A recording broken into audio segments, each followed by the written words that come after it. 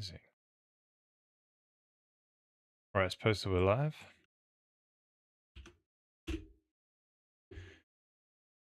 Amazing. Right, that's there. That's good. Beautiful. Okay.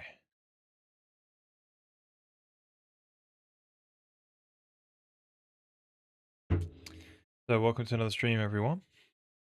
So today we're going to be hopefully wrapping up on this procedural brick material.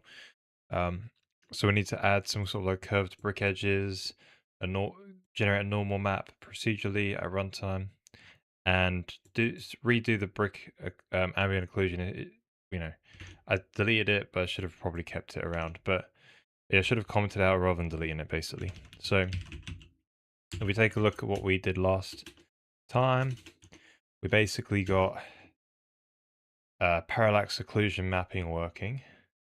And so if we take a look at the bricks now, you can't tell this, but I gotta comment it out.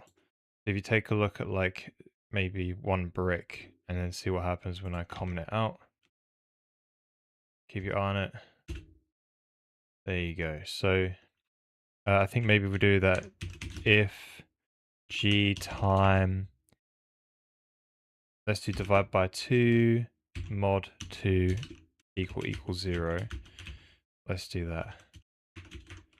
So now every 4 seconds, sorry, yeah, every 2 seconds it's going to switch, I think. Hang on. I got a U32 it. There you go. So parallax occlusion map on and off takes 2 seconds. So you'll notice the ones at the corners, you get sort of like an extra border at the bottom. So we're seeing it sort of like try to render that pixel, and then it sort of checks the depth. It checks the height, basically, the height map that we generate, and parallax occlusion map, and it ends up hitting the border of the brick. So what we can do is effectively make this look three-dimensional when it's just a flat texture, right? That's the plan. So what we've got to try and do is shade these pixels such that they look a bit darker. We also want to put some rounded edges on them and stuff like that. So we're going to try by first rendering the height map and make it have these curved edges. And then we're going to render a normal map and we'll displace the normal. And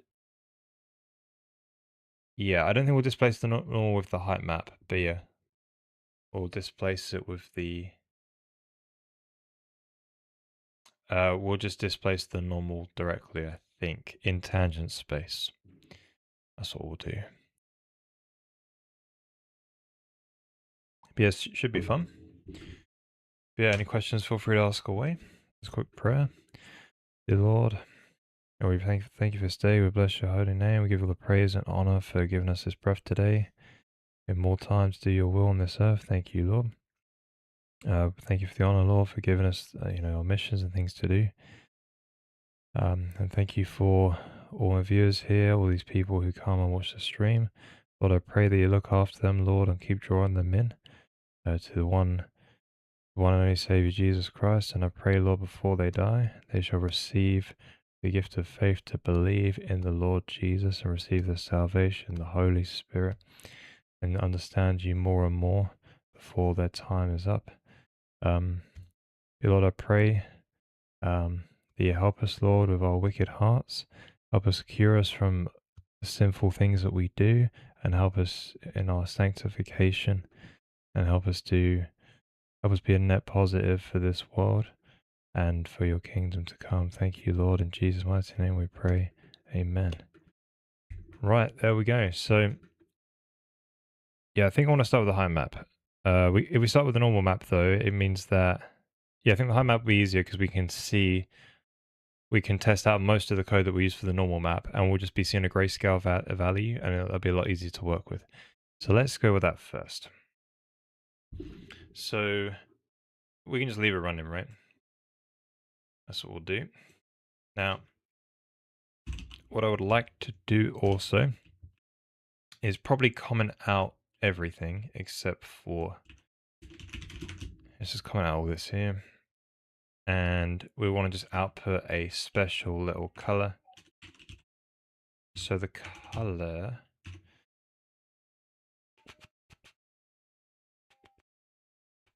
I don't really need to comment it out then, to be honest. Hang on.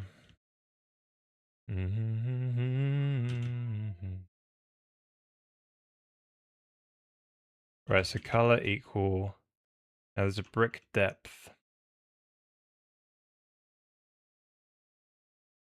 This thing.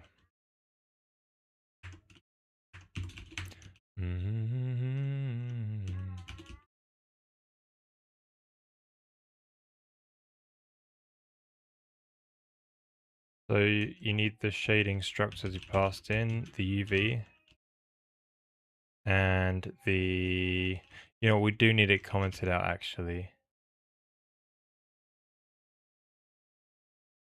And B, what is B? The brick depth thing. You know what, let's comment it out.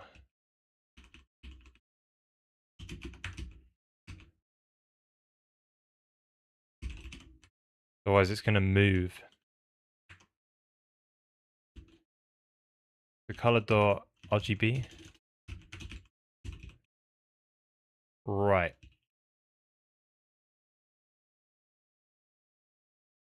Um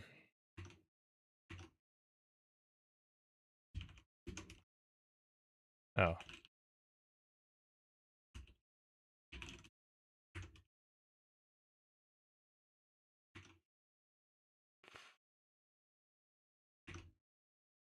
Oh, hang on a minute.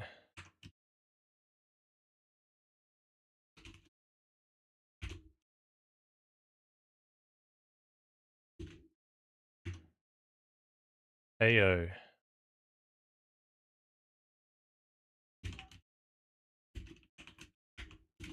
1 AO, yeah. Cool. Right, so we're getting the height map now that's being displayed.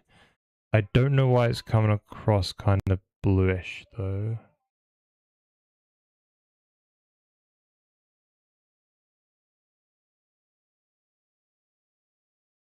Oh, because of the environment, obviously the scene. The sky map.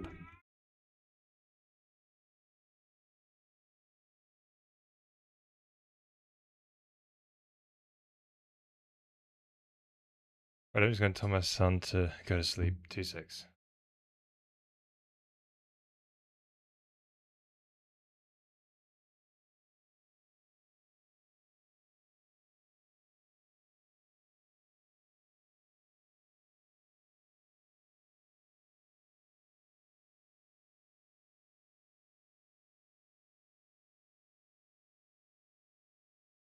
He's not listening.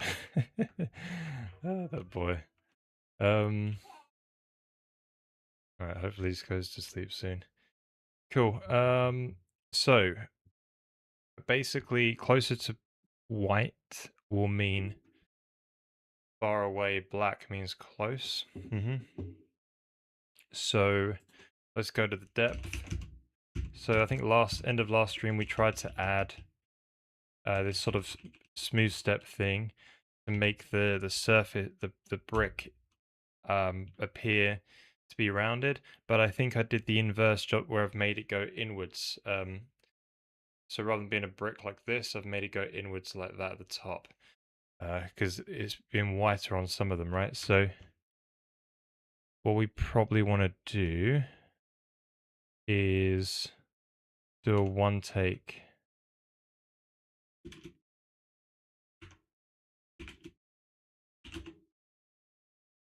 Wrong way around.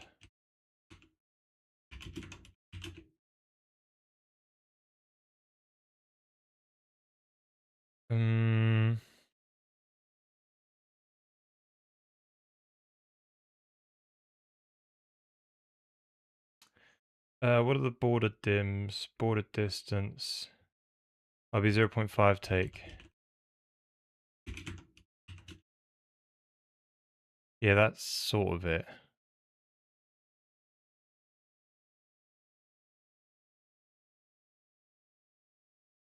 What I don't understand is why are they sort of odd even, and some of them being sort of a big black ridge in the middle, meaning they're sort of more on top, whereas these ones seem pretty even, yeah? So that will be... Do do do do do do do.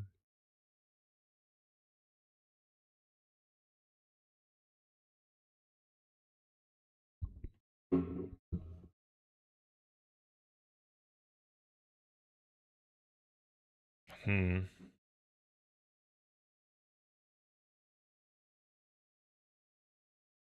So we get rid of the offset. Oh no, not that one.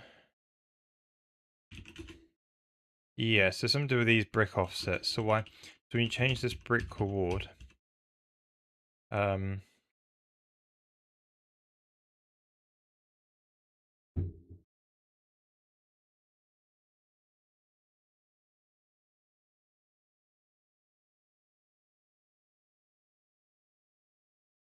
I see. So I think you want to get the brick distance before you offset it.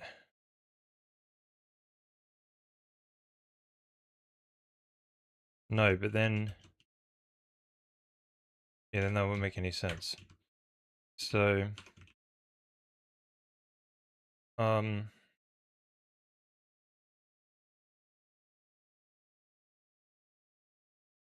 yeah, that's the thing, isn't it?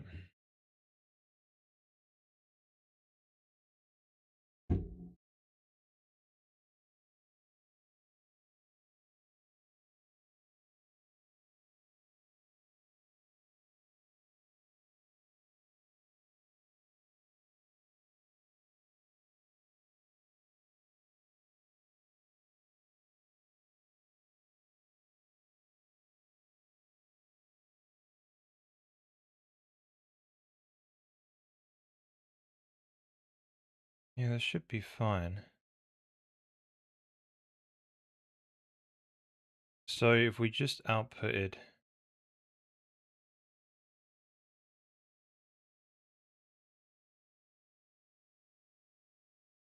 let's just output the border distance.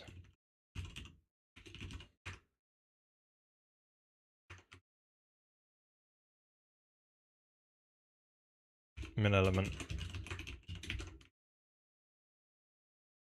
Yeah, that's a bit bizarre. So the ones which, let's get rid of the offset. Yes, the ones which have been offset don't show it. Don't have that border distance.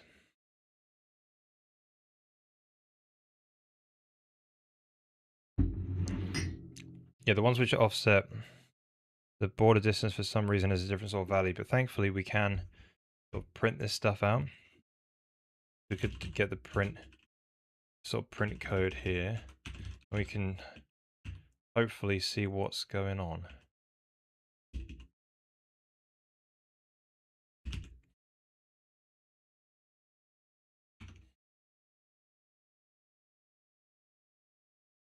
Right, so here the border distance is 0.5 basically on XY.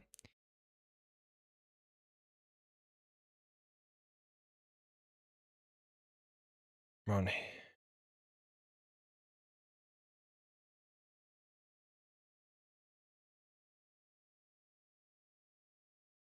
Ah, same sort of thing here. So,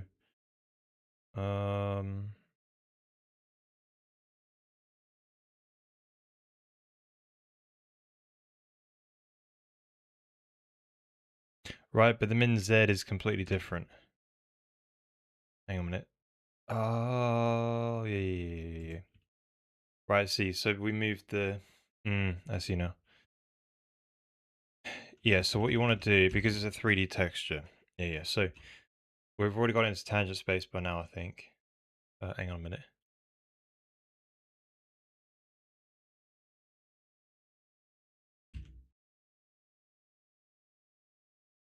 Would you have got that into tangent space?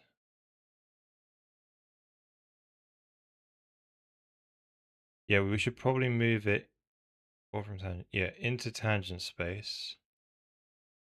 And then do it there. So that would then mean we'd only have to offset the x, y,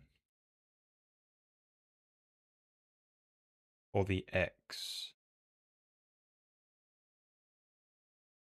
Yeah, that's the thing, isn't it? You want it to be a 3D texture.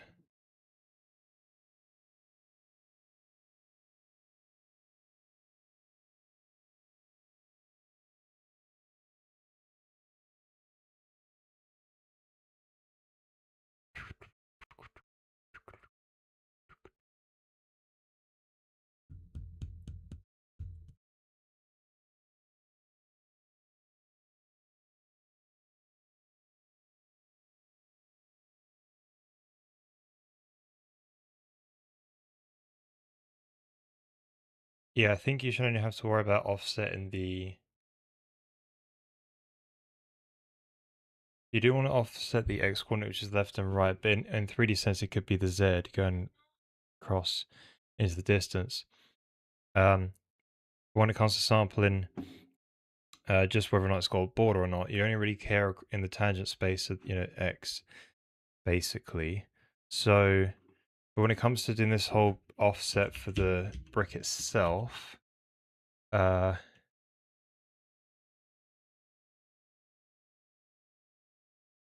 I think you ultimately just want to move it into tangent space. But then,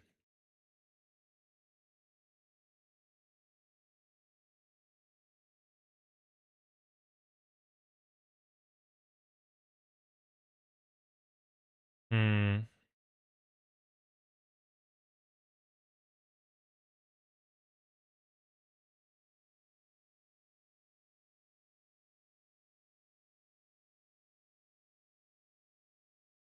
But then if you have a volume of it, the roof will be a certain...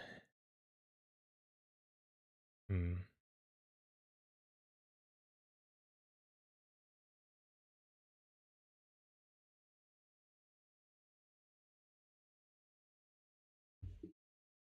Hey Perry, how you doing? Thank you.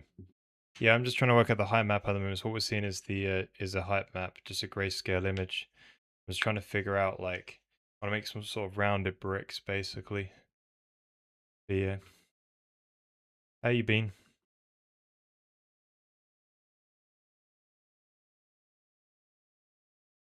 Oh, so we did it in tangent space. You could do the whole wall, the path of a wall. But then when it comes to...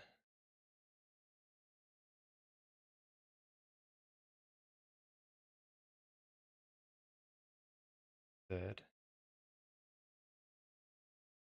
And then...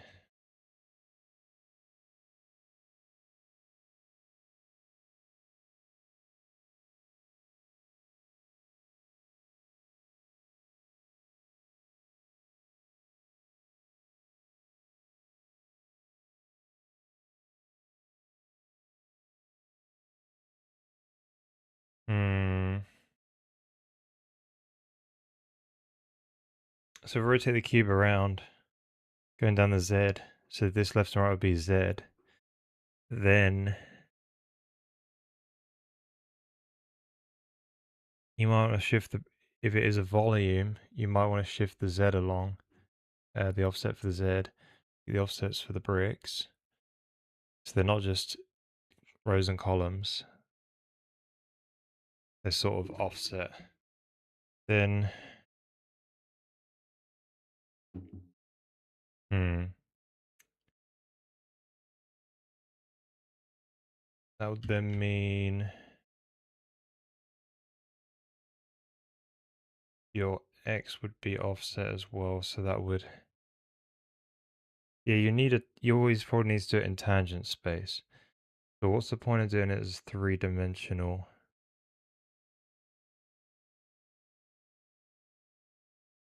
Like, if we always need it to be done in tangent space anyway, what's the point of having a Z comp... component. So let's get a milk one out so we can sort of draw it. I was thinking we can have like two different ways of doing things. You can have like a 3D volume kind of way, but you can also have it along a path. And when you increase the X, it's just as if it's going across the wall, and you have the the tangent and the bitangent vectors, right? Such that you can do that. So you're sort of getting the pros of doing it in 2D, but also the 3D volume type way. Um,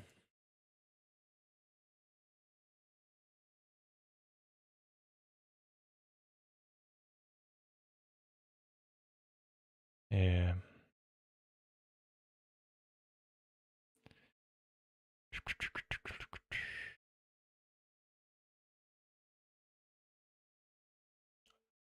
You know, it is going to be more costly doing stuff in 3D, right?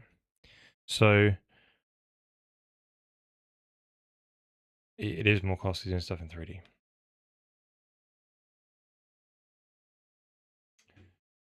Um,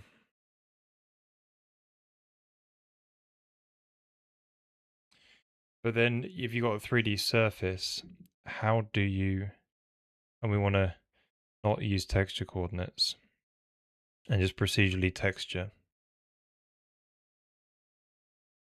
We want to make sure when we basically want to like, you know, probably paint down some kind of texture coordinate in a sense, but not use UV. Uh, in some cases, they could be 2D. We sort of paint down the 2D coordinates in a sense, maybe. But then,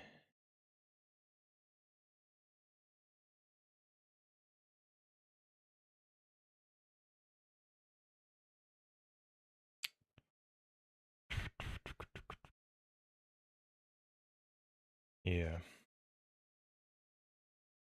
Hmm. So when it comes to this depth, you've just got to know basically, like, you could know the DUDV.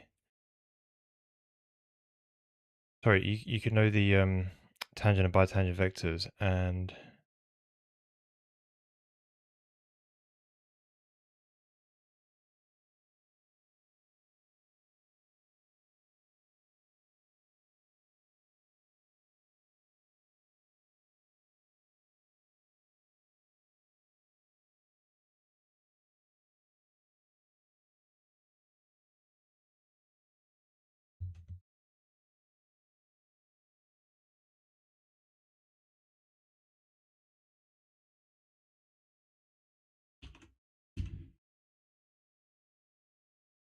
yeah. So when it comes to generating the height, maybe you always do that in tangent space and ignore the Z offset. That's one way of doing it. Let's just try that and see what happens. So basically what you want to do is do XY only.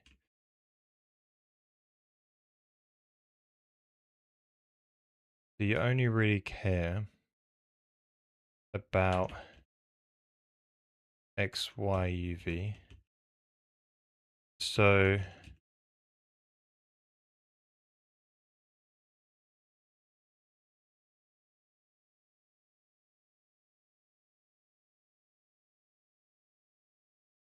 um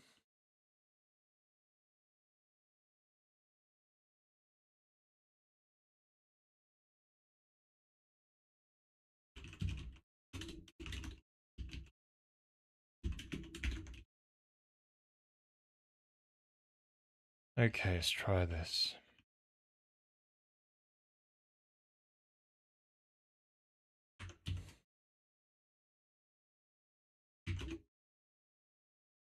Hang on, something's bugged up.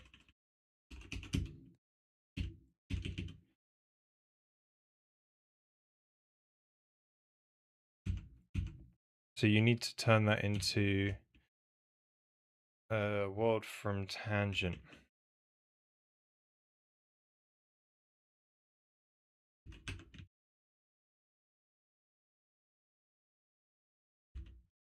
So tangent space UV, yeah?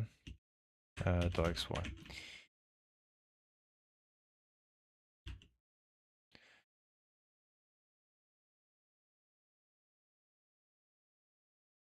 Three, two, six. Right, it's in like a 3D noise as well.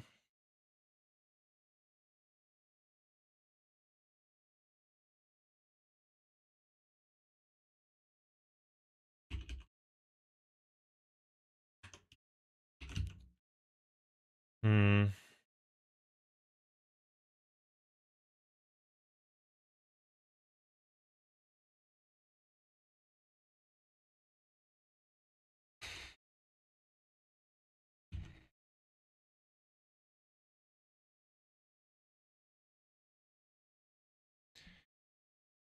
We could just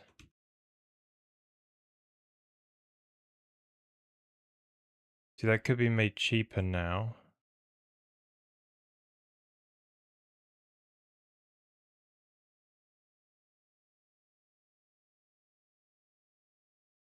Yeah, that's causing there to be a ridge, isn't it?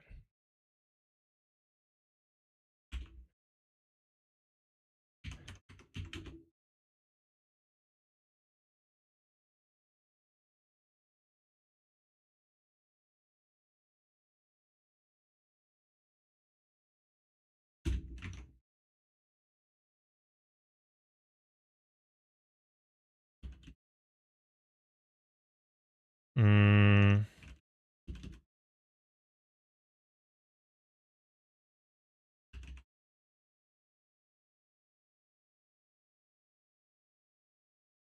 Alright, it's not really yet. 322. Alright, brick dims is a... Yeah, but then that's got to be in tangent space as well.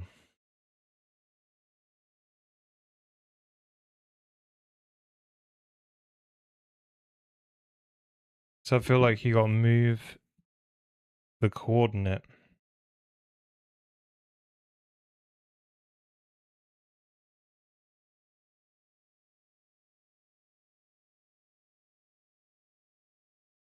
Hmm.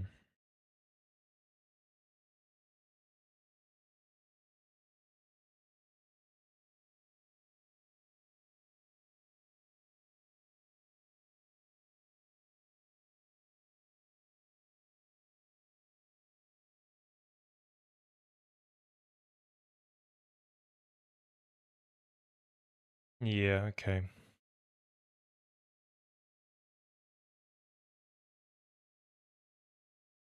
This could probably just be called brick coord rather than UV.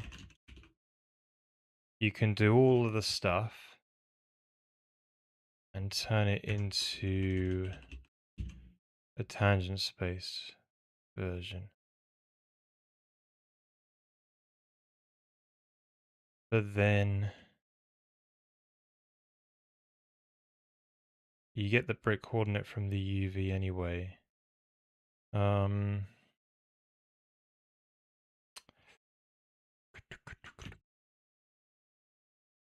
yeah, okay, so I feel like here's what you got to do.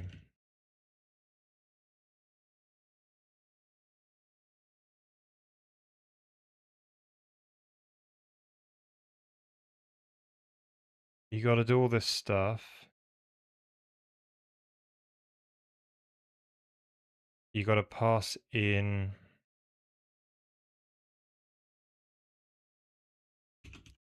That one's turned from wall to tangent space. Hmm. It's already got it in tangent space anyway when it's inside the parallax occlusion map. So the fact we have to keep transforming it's going to be a bit silly. So maybe... Yeah, so I feel like these brick dims, you have to have them in tangent space, right? And the border dims as well. And then the X offset only. Right. So I think that's the way you got to go. So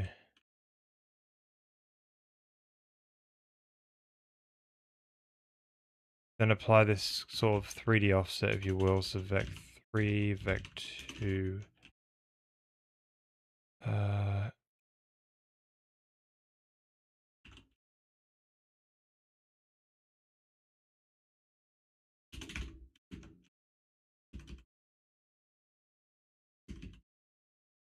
Yep. Then 0. Oh. Vec 2, vec 2. Get rid of that. Give that a go.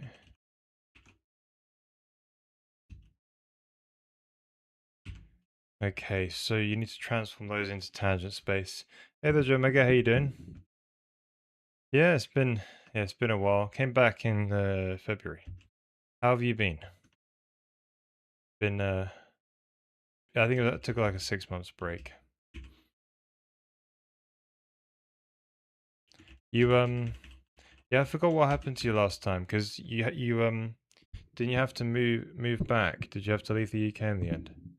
Was that what happened? I forget now. Oh, everyone outside the game? Wow, crazy. Where did you go in the end? What stuff did you do?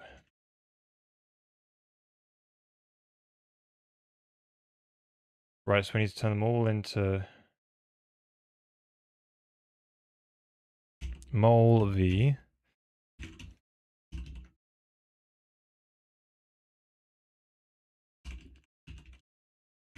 dot xy.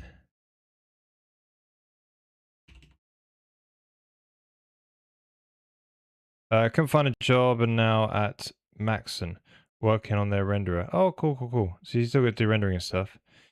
Nice. I do not have any idea what that is, but I am going to look anyway. Oh, Cinema 4D. Right, I know the things. I think I get.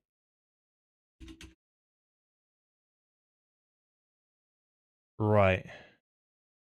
Is it Cinema 4D? Is that the product they have? Yeah, okay, I've heard about that one. Do you work on Redshift? Oh, ZBrush. Yeah, yeah, okay. Oh, okay, fair play. Nice. Cool, well, that's great. So he's still sort of in the industry in a way, right? But not actually like directly on. Yeah. On a game or game engine, if you will, but the tooling side of things. Very cool. Well, I'm glad you managed to land something adjacent at least. That's really good. That's super cool.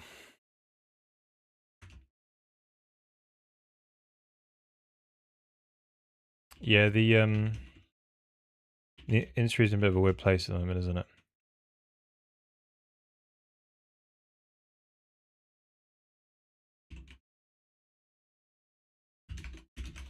Right. How much does this mess this up? That's the question. Do my wigglies go different?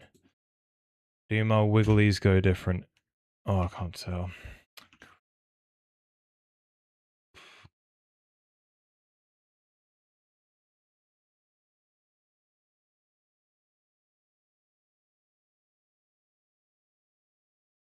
Right, 326. What's wrong with you? Ugh.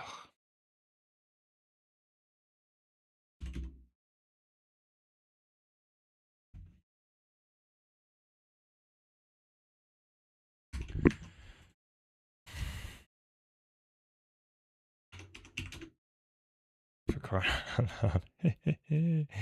Yes, those wigglies definitely went different. Yeah, the noise is obviously offsetting in a weird way. Great.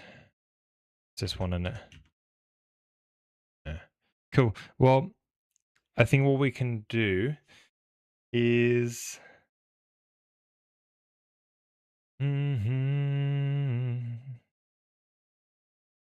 see, it would be nice if you could get that offset passed in. You would probably call that sort of brick the wiggle. The brick wiggle. It's kind of like it's another offset basically, but like You know, since right, what would you call it? So I think overall, you want to produce some kind of like, what is my brick offset this thing? So we can call it like, and we can produce that, turn it into tangent space, and then we don't have to keep reproducing it maybe. And that could save us a bit of computation as well. Hang on. No, but it's based on the UV. Yeah.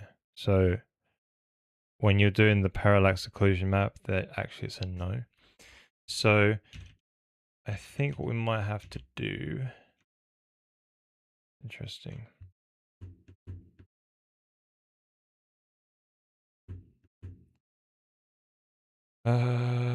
We could produce it always based off of a 2D one.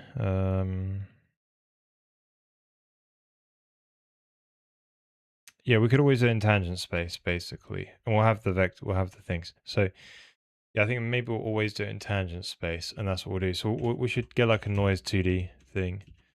Find that. Yeah, Jason's industry. Well, that's an understatement, right? Oh yeah. Saying about the game industry. Yeah, it's in a weird place. Yeah, you know.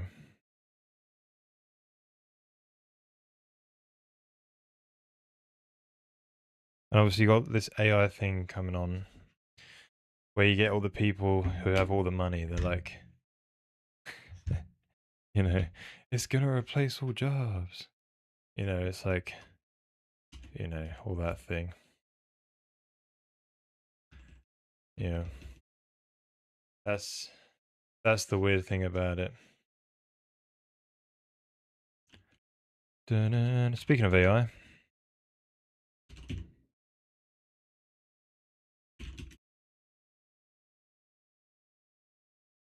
I think it's got like a valley noise. You always ask please because these things are going to take over soon. They'll be given a meat. They'll be sorry. They're given a metal suit instead of a meat suit, and they will not be thinking. So they're going to cause some damage. Yeah, this is what I want. Just the 2D version.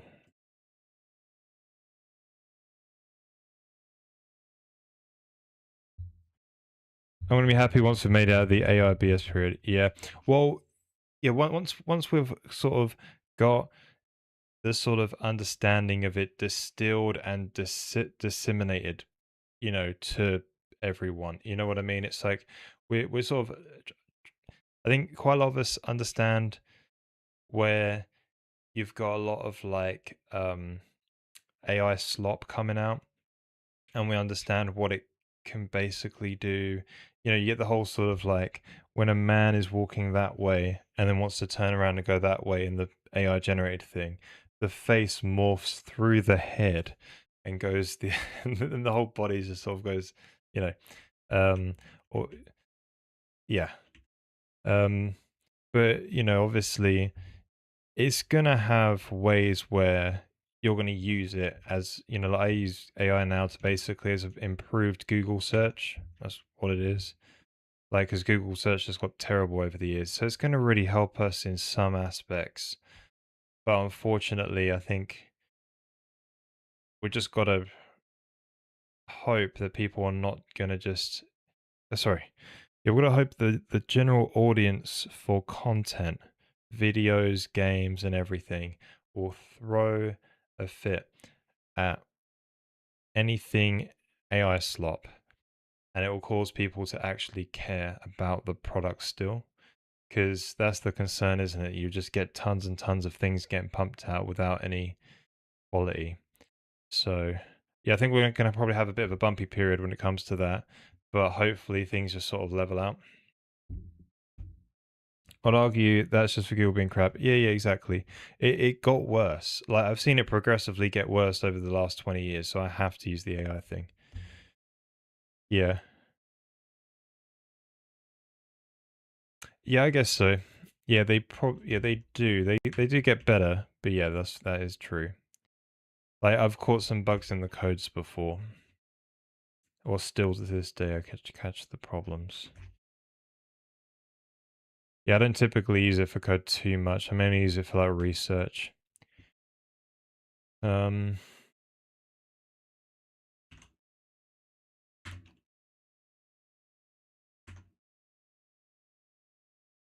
yep, that looks all right.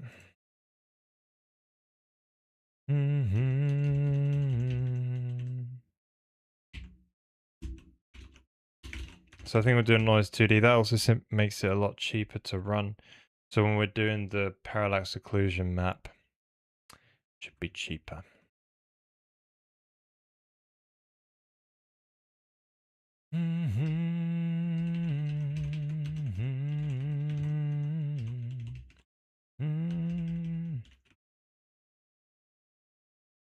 Do do do do do do do. Hang on. Hang on.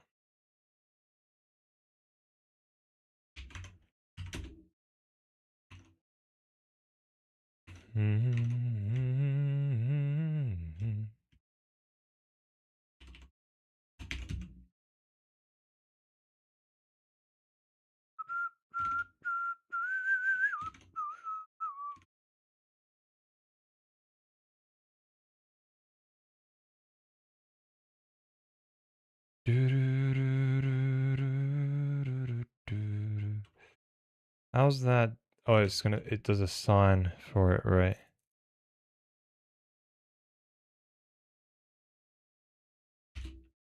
It's a random hash function, basically. We could probably switch it out for like PCG and do it that way. Well, no.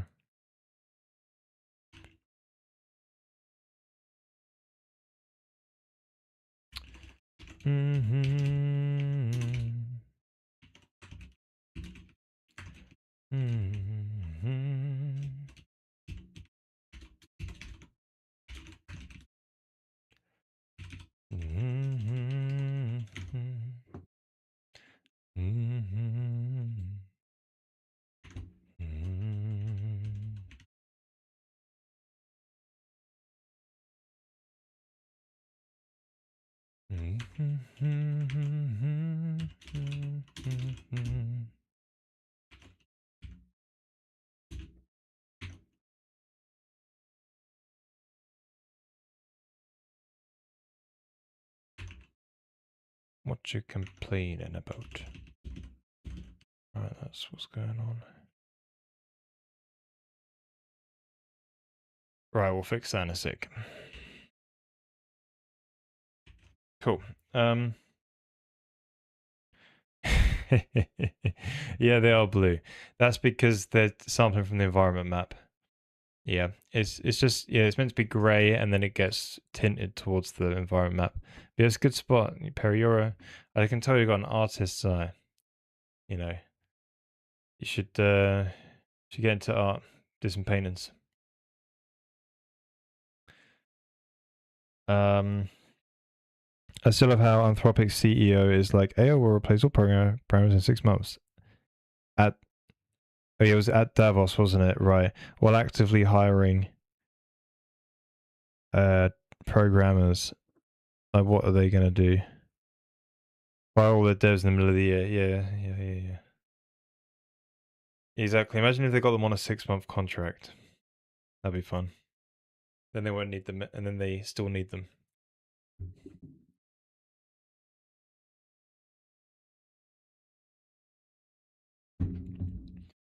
Yeah, it's interesting, right? Like,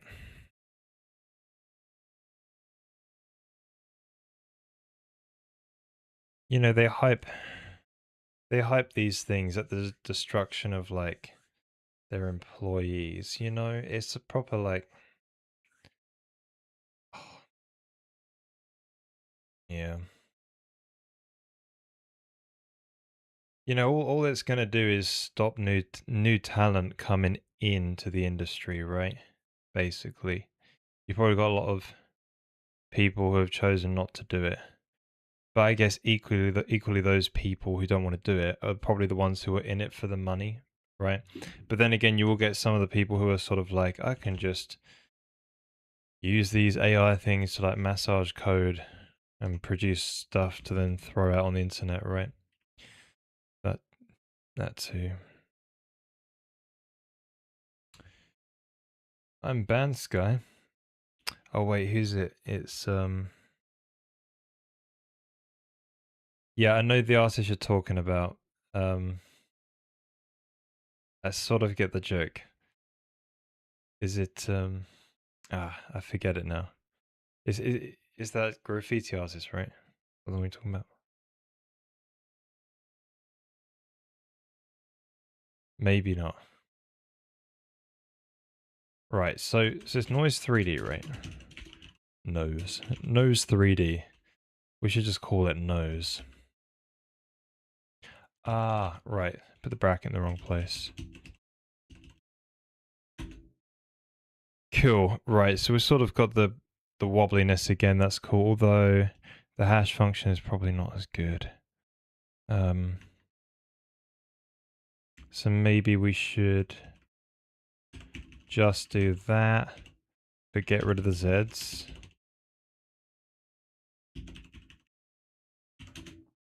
Yeah. Done. Done, mate. Cool. So that's looking nice now. We just got to round out. So this is meant to be a height map, right? White being yeah, white being the bottom, kind of more black being the top. Right, so white being far, black being near. So we just got to massage this code again. So I think we're doing a smooth step thing, maybe. So we're doing min element, it sort of gets that sort of thing. So yeah, we want to try and offer like rounded brick corners. That's the next thing, right? Rounded brick corners. So this is like inside the brick, this is outside the brick. So, and we've got distance to the border, right? So if I just undo all this code, that's what we used to have before. So we'll bring that back.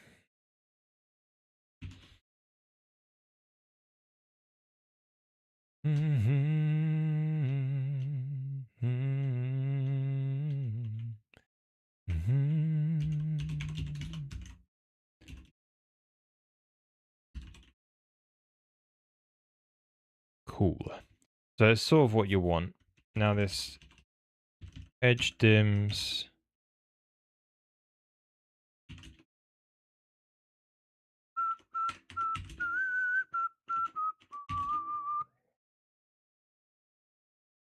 Now you want to have a sort of like a roundedness. So like, yeah, that's the thing, isn't it? Why is the... Let's get out the texture viewer. Plop this thing in it. Oh, wrong button. I rustled my keys around. So...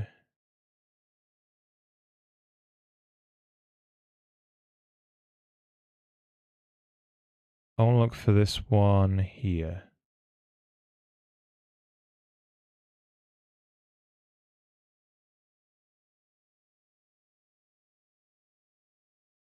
Hang on. Why are you different color now?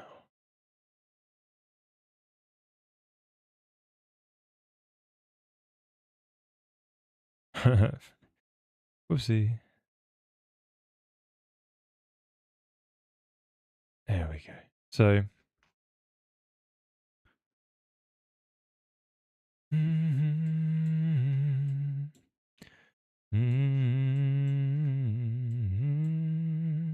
Yeah, I guess you'll get that sort of square look because of the... You're doing the min, right? Yeah, you could do the min so you get that. So... we take the mead. So you can take the max, maybe? Or that get you... No, max will get you something completely... Yeah, it does that, doesn't it? So...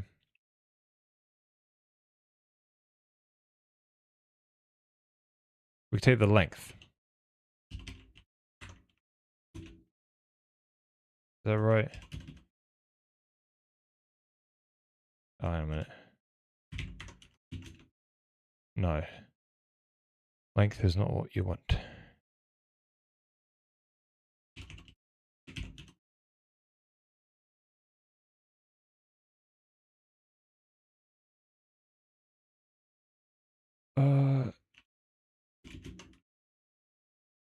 Oh, that looks fun.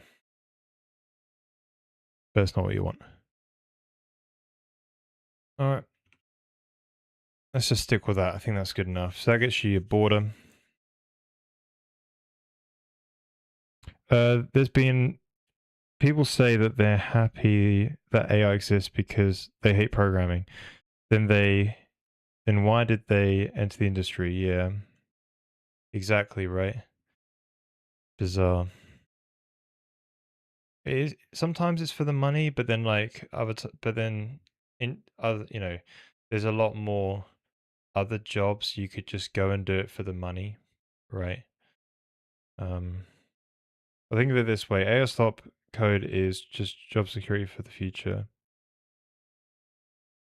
Yeah, but yeah, I guess that's when you need like um a large enough amount of people who are not going to be like, yeah, I'll just fix your AI slop code, right?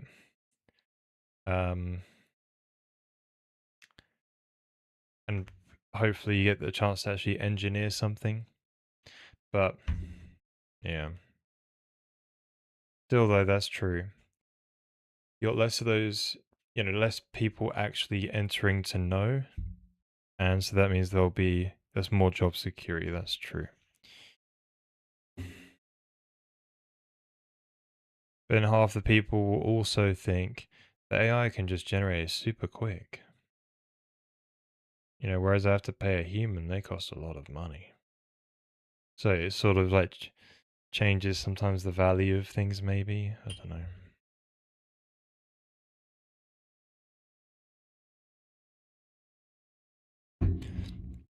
Right, so I think that's good. We could probably offer some variability in the height as well. You could probably offer some kind of like noise again, to get some sort of rough areas on the brick. Let's just leave it. Let's just move on. Moving on is always, well, it's good now. It's a thing to do. So I think we're happy with this height map. We can come to a noise one in a minute. Let's just make all this code work with the new height map. So the idea is that we want to pass in tangent space properties into these things. Yeah, X though. The problem with it, isn't it?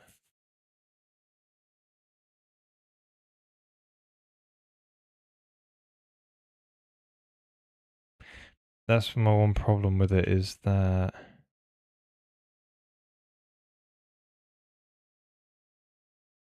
along the tangent.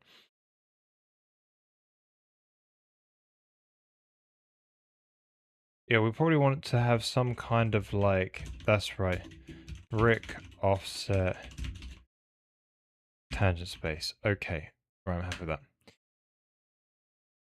Let's deal with that. So you're going to apply brick board air.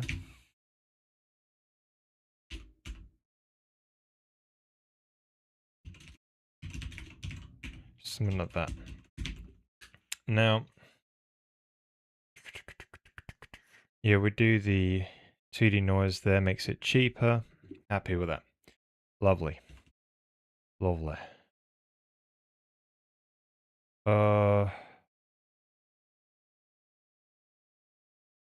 Yeah, I think that can be pretty consistent. I think so.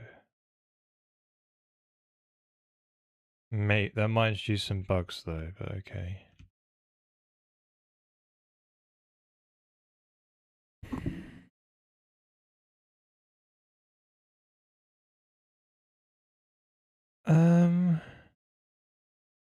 Yeah, brick offset tangent space, and then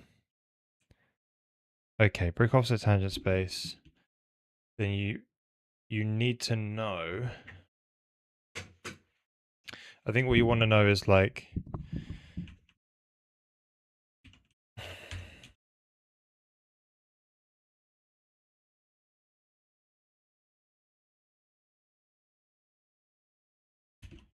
yeah, brick.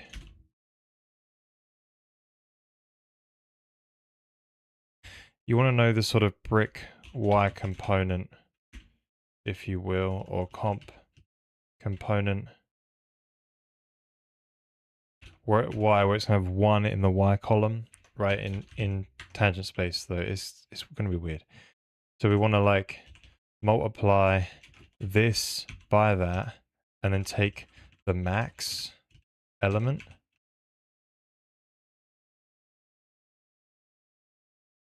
And then it could end up being 0 in both of them on a particular plane because it goes across the XZ plane. So therefore it doesn't have a Y component, meaning so you will floor it. And then unfortunately that would always be set to true, meaning there will always be an offset, which kind of sucks. So what you would like to do is say if all equal vec2 0,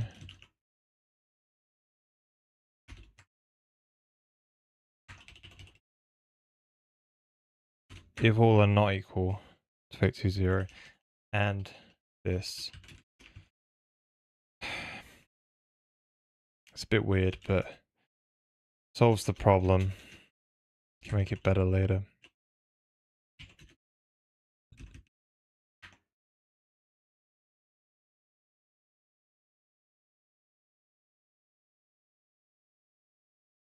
All right, well, good. Then we apply.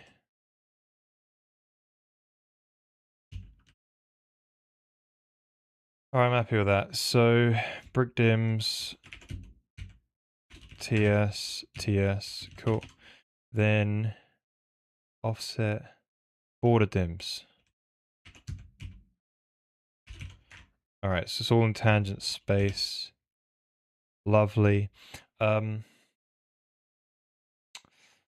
Yeah.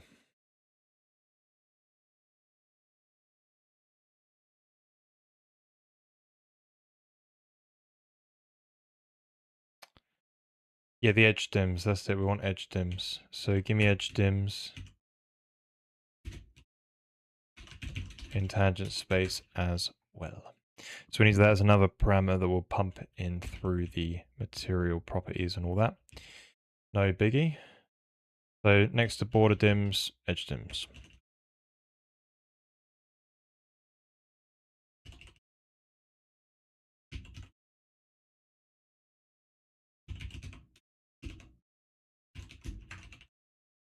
Lovely. Lovely. Brick encoder.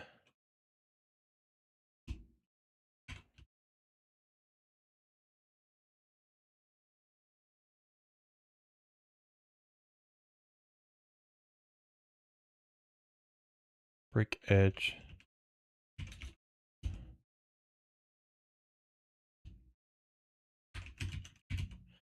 Anyway, after a lot of procrastinating and working on my language spec, I finally started work on Bootstrap compiler again. Oh, Bootstrap. Oh, so you want to bootstrap it right away? Is that the plan? You don't like keep it in C or C++ for a while until, but I guess you got your design sort of in the right place. You just want to go right in there with the bootstrap. Because I think that's part of the problem is if you bootstrap it, you can have a bug in the compiler or in the language, which makes it difficult to fix it, I think. I think Rust nearly had that problem at some point. All right, so that's cool. Now, well, that's the bootstrap. Oh, okay, self-hosted. I got the thing the wrong way around. Cool. Nice. Cool. So if we go to graphics VK,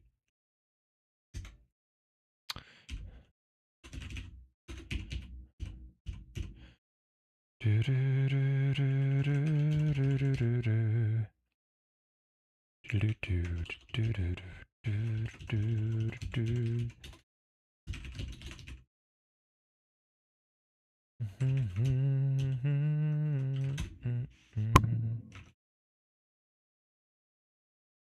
can't be working, can it really? Seems like you're lying. Right, so 3. Don't lie. 3, 4. Oh. Oh,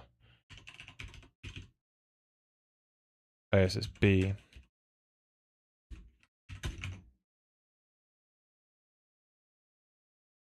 Not an AND operation. What are you talking about?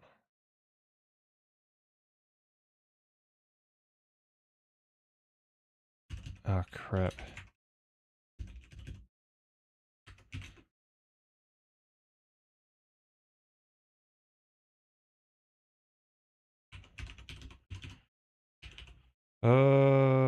TS.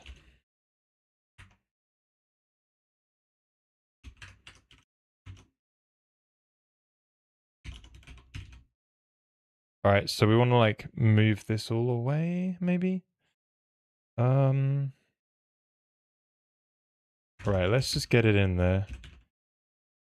And we can...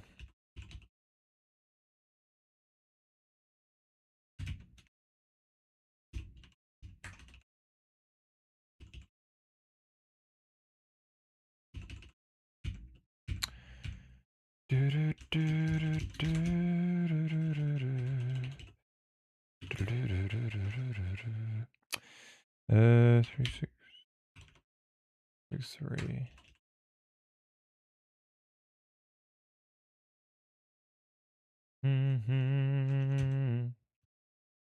It's called edge dims, didn't I?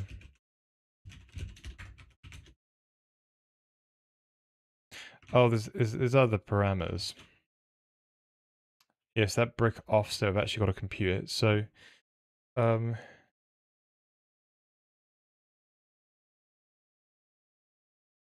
yes, this brick offset is these guys. So, what we'll be saying is,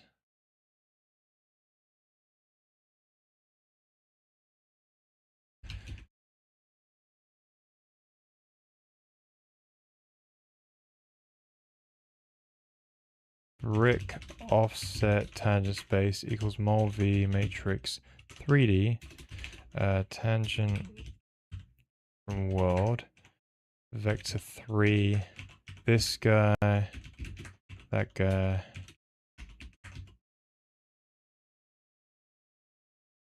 Alright, nearly there. Hang on. Oh yeah, then dot xy.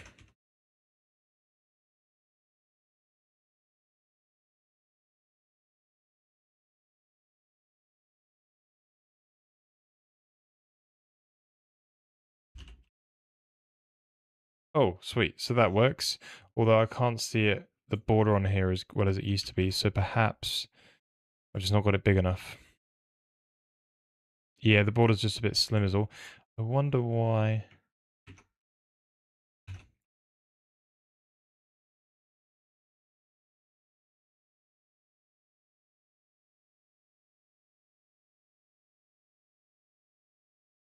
I had to make it like 0.4 or something like that. Or let's go up to 6 just to make it super apparent. Yeah, you're seeing it now. It's this thing here, this border, right? It's cool. Working. What is the Vulkan thing in taskbar? It's just the Vulkan configurator. So you can get this on Windows and Linux. So when you install Vulkan SDK on Linux, you type vk-config into the terminal when it pops up. Basically, you can configure the parameters without digging through that stupid JSON file. And it's got, you can make presets and things like this. And it's really great. You can basically open it up and then it will activate the certain layers like the Vulkan validation and lots of other Vulkan validation. Sorry, lots of other layers you can configure and just test out and without having to change your source code or build your own thing. You can just use this to, it's great. Super cool.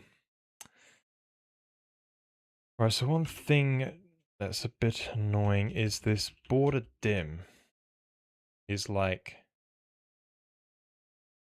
what space is it in? Because like,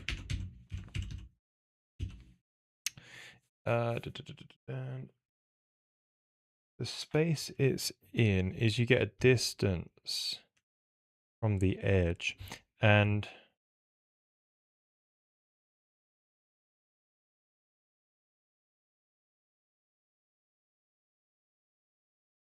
if they're all greater than, then it's the brick.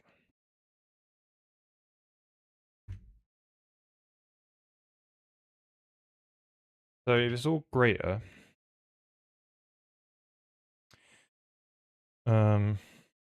is it the fact? Oh, it's, yeah, right. So 0 1. So when you say 0.1, you're saying 0.1 of the brick. You take 0.5. Why do I take 0.5? Um,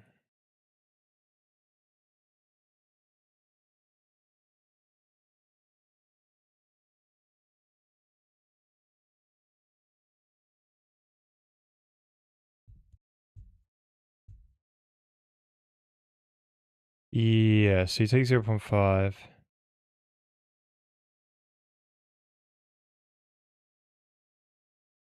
That'll take you -5 to positive 0.5. Take the ABS.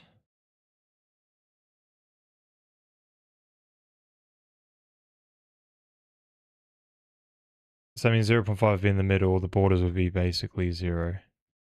And then you swap it, and then you... Yep. Then you flip it the other way around, so now borders are at 0.5.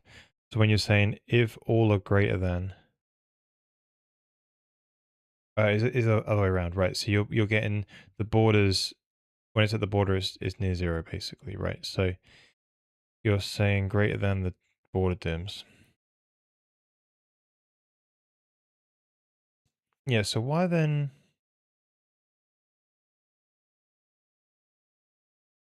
Oh, crap, because it's saying... Because my min is at border dims, so the brick edge had to at least be bigger than the... Right, I see. But if we take the border dims away from the border distance, that should do it. Okay, so that would then mean... Now this can be 0.1. That should be what we want. But then the reason why the border looks bigger is because you've got two borders next to each other, is that right? Sort of. So we do 0.2, it should be the same size. Oh, okay, the thing's not compiling, and the shader's not compiling.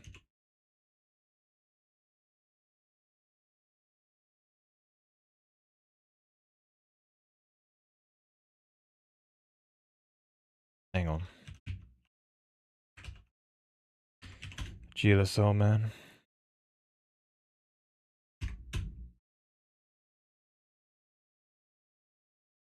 Alright, that's good. That's what we want. So they should be looking the same sorts of sizes now. Yeah.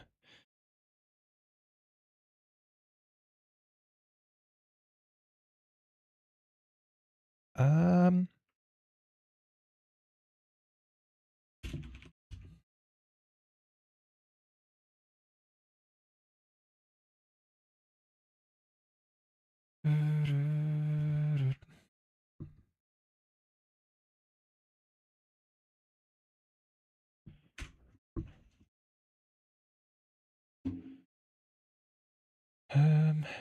let's get in there a bit. So this border is this edge is what we've been looking on. So if you take that width and I put it over here, it goes to about...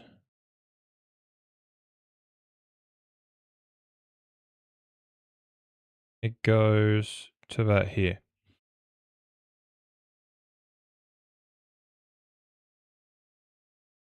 Kind of twice the border, isn't it?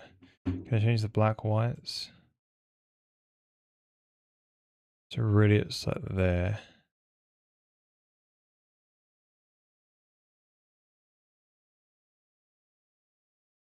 Okay. I think that's good enough. Nice. Anyway, it'll just be some sliders and yeah, if it's close enough, it should be fine. It doesn't have to be perfect, I think. Always tweak it later, maybe. Right. So now we've got the height map in a good place. Let's plug it in properly again. So we had at the start of the procedural brick, we've got this sort of like parallax occlusion map step, right? So basically we need to move, I think, so we need this code, this sort of like biotangent tangent stuff to be here. Maybe this is gonna, it should be passed in via the shading structure. We'll see. Let's just leave that here. Now,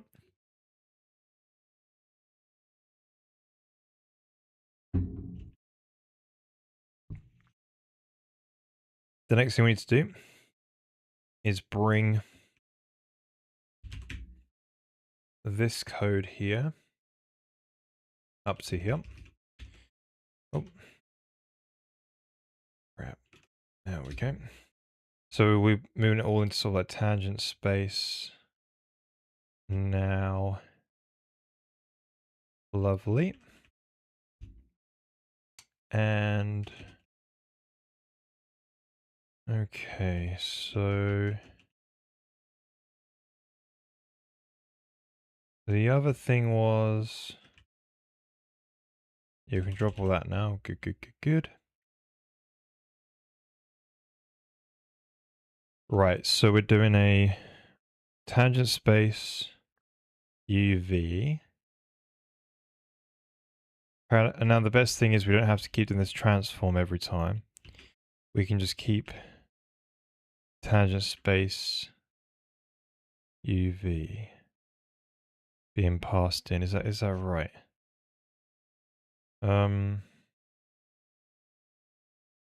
Yeah, it wants it as a .xy though. So really, what you want is a vec2 like that. Now,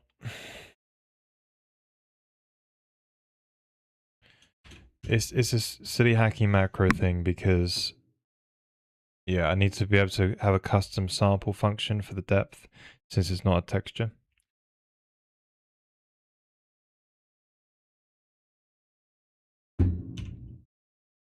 So this should also be configurable as well. We'll look at that later.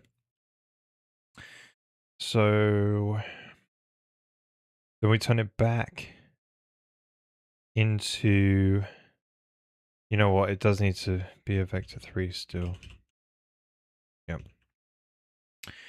Turn it back into a UV that's not in tangent space.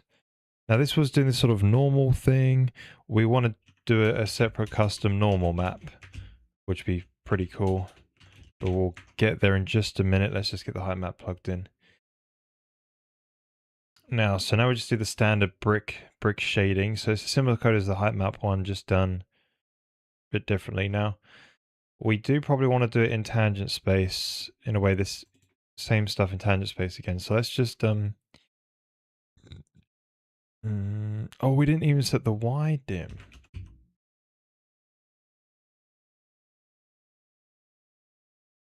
How did this work? Hang on. It was uninitialized. So this needs to be set to just basically transform a Y, 0, 1, 0, turn that into tangent space. Right, so I think you would just, well, yeah, it doesn't matter, the compiler will optimize it. And that will give us 1 when there is a Y component in the vector 2D. Nice. Okay, so what we want to do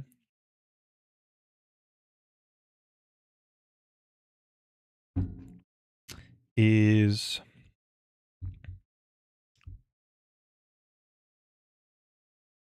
so for the parallax occlusion map, it's going to sample that point anyway.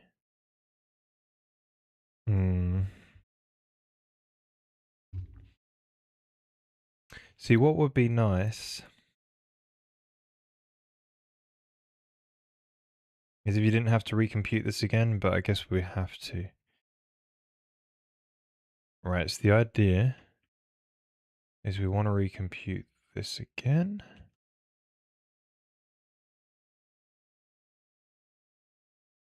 So apply it in tangent space, turn it back to...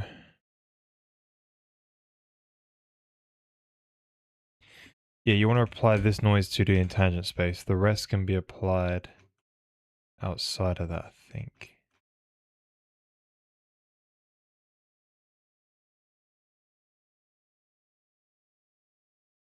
Um...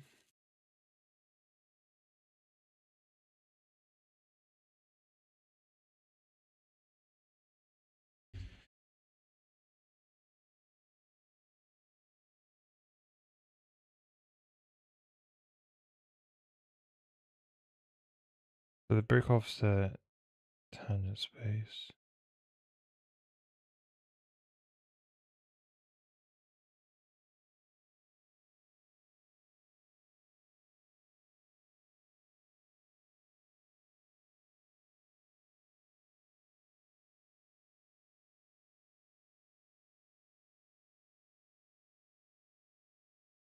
Yeah. So this could be applied here like this still. But this needs to be applied in tangent space and then turn back again. Bit annoying, but it's fine. So we can do a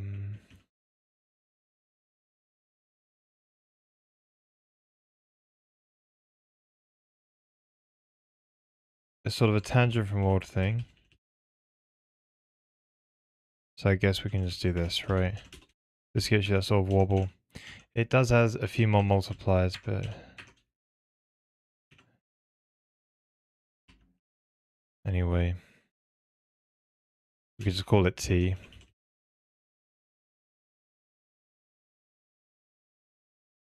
So T, T, T, and then turn T back into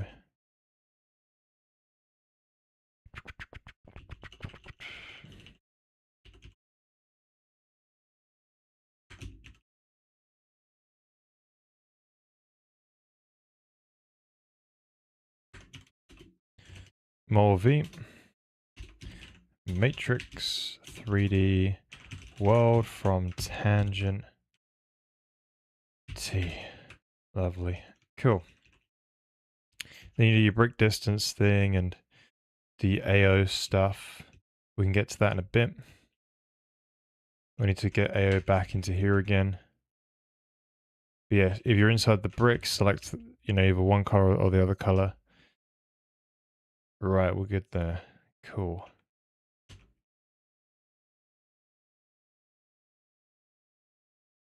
Right, I think that's what we're looking for. So we can try that.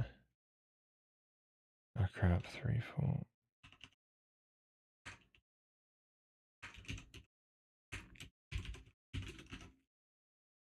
Nice. Well, not necessarily nice. There's a few little artifacts now. But yeah, we're seeing the parallax occlusion map up here looking quite well. Down here, not so much. So we can, we're not getting the shading yet, but we'll get to that when we get the normal map done. So we've got the height map in a better place now. So it accounts for the rounded edges basically. So we should have rounded and sloped edges now. We just got to get the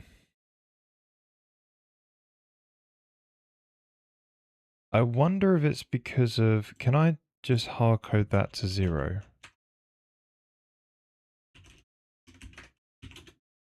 No. So it wasn't anything to do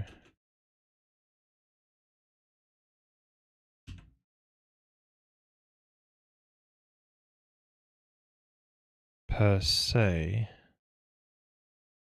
with the...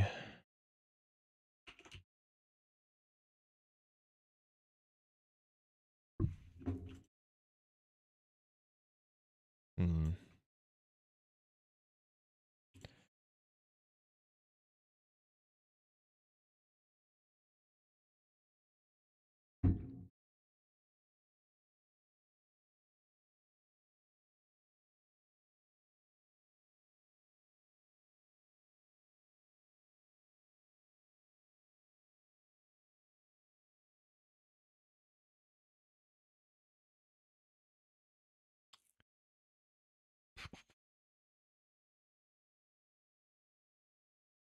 Yeah, so the height, that's one thing we don't know, right? Is like, you know, so if we were to sample the height and then use that as, let's just call it h, right? So let's just grab h is equal to this thing and then pump h out at the end.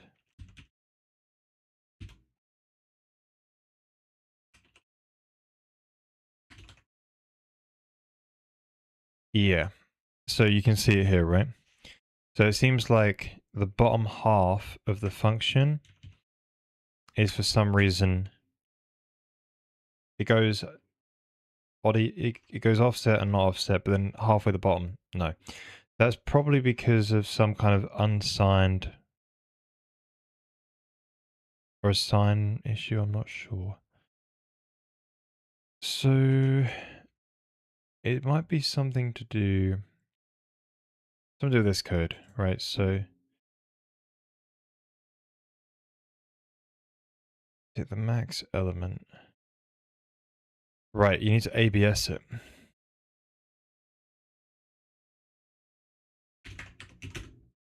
Done. Easy peasy. That was the bug.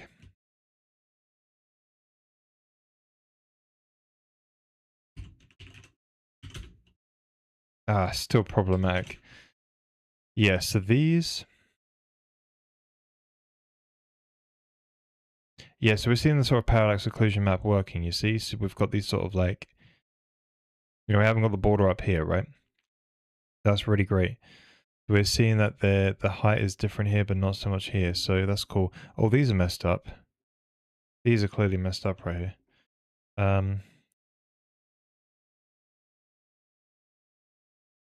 Right, what do we do? So...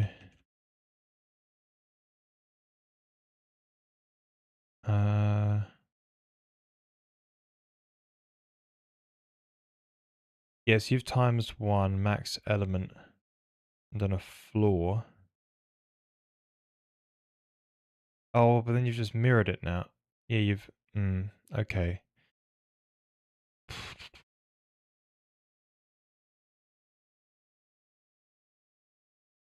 So you want to take the element which is not 0, basically, right? That's the idea. You want to take that one. Because the component with a y...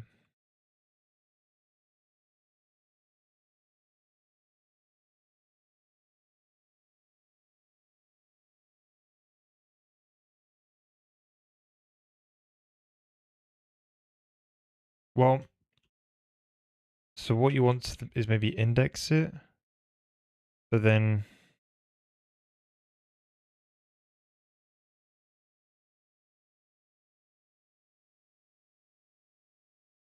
Yeah, okay, that's what you want. You want like a component index. But then... how would you get that based on...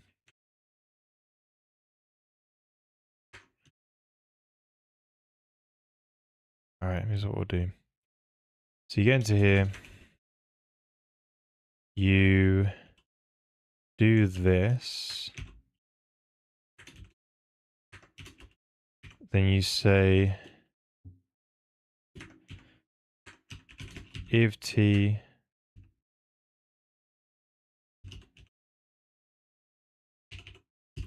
so t dot x equals 0 question mark ty tx.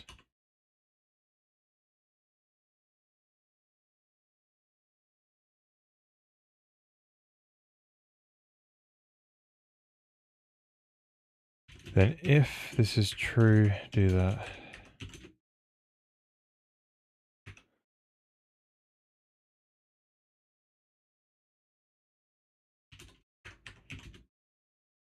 Cool.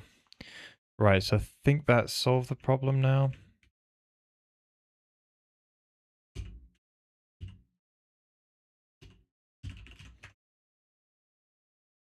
Nice. Right, so I don't see any bugs anymore to do with the bottom half being a bit weird. So that's good. So we've got the parallax occlusion map working, right? You can tell when we were just doing it with a height map, these, you're not seeing the top right corner border, right? We're seeing it sort of as if there is some, based on the camera, only certain edges are shown. So that's good. So what this means then is we can now compute. The height gets us the correct extended edges, if you will. Now we need to do a similar thing where we compute a normal map. So I was thinking you could just do it with a height map, right? So we have this code which does it, but I don't know if that's really what you want. Give me a sec.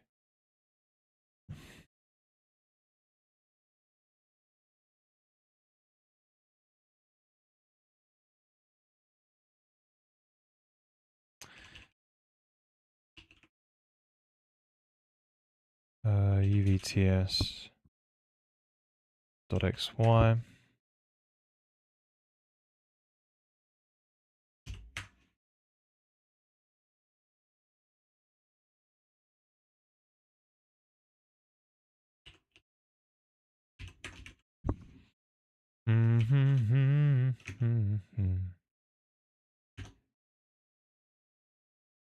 A depth scale as well. No? 1, 2. There's a B that gets part A. What you complaining about? Oh, we got a.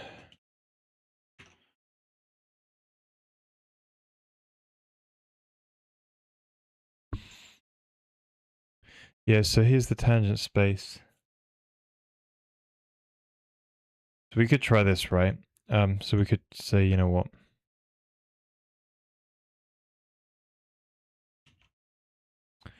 We'll say h equal normal tangent space. And what does that look like? Where's h in it?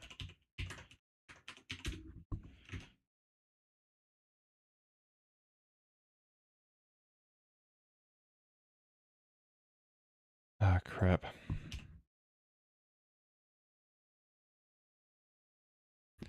No. Q. Let's try Q. Hey, Fuzzy. What makes Heroes Engine better for making religious games over Godot or Unreal? Well, it's mainly like I wanna develop using my own technology, and I want to try and do something just a little bit different.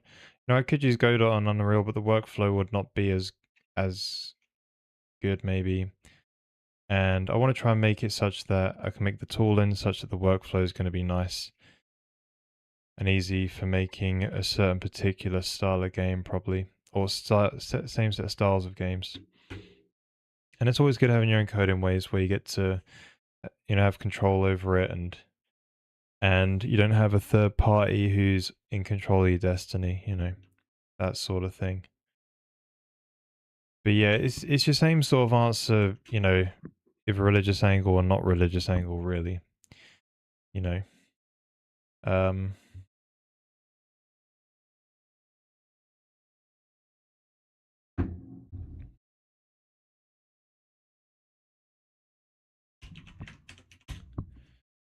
Alright, so what's this complaining about? H. I thought we, 4, 6. Okay. Wow, this looks horrible.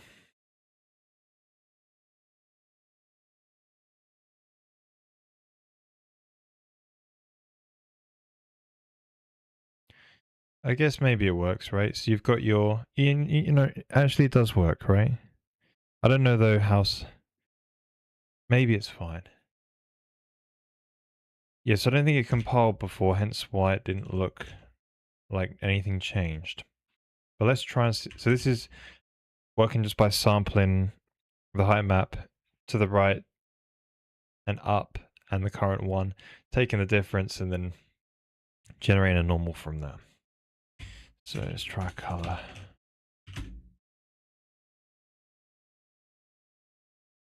So that didn't seem to change anything.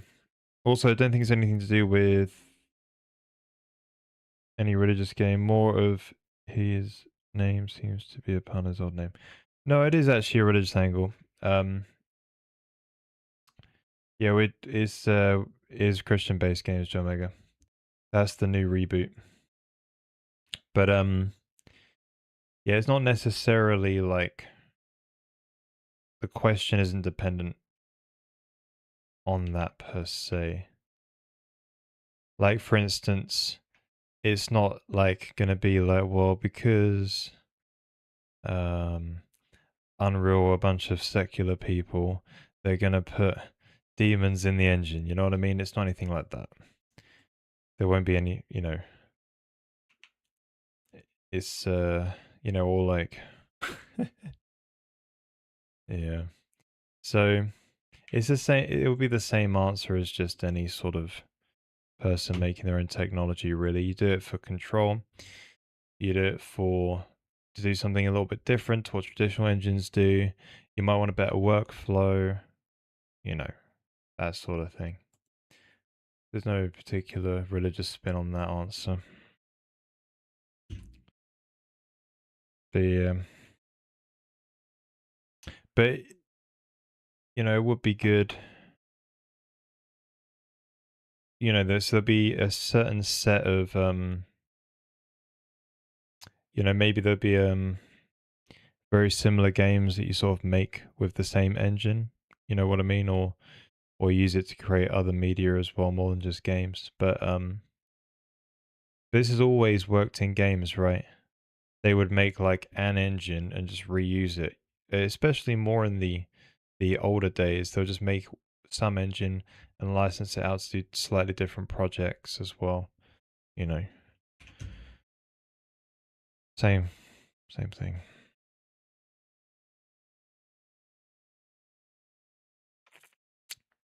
So yeah, why didn't that? So yeah, the reason why I think is it's going on because the normal. I'm doing in out, right? Yeah. So oh, this isn't in out. It's not been passed out. Gotcha. Oh. Right. Somewhat progress, but like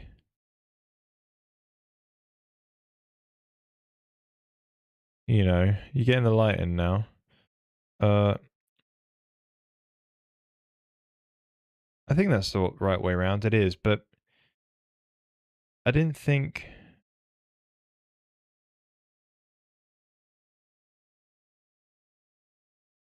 I didn't think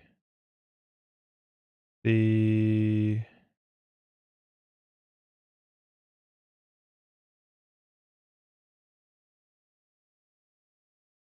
Ever played I'm Jesus Christ? No.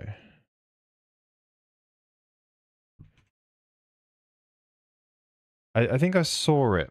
actually. Is this the one where you get to play the different uh miracles basically? I think I saw this some time back. Oh, it actually got released in the end. Wow. Oh no, it's to be released. It's to be released. 2nd of April. Interesting. 2nd of April. Why is that? Is Easter. When's Easter? Easter's at the start of the month, but it's not 2nd of April. It would have been great if it was on the Feast of First Fruits, you know, on the resurrection, basically. When's the Feast of First Fruits this year? Depends on the calendar as well.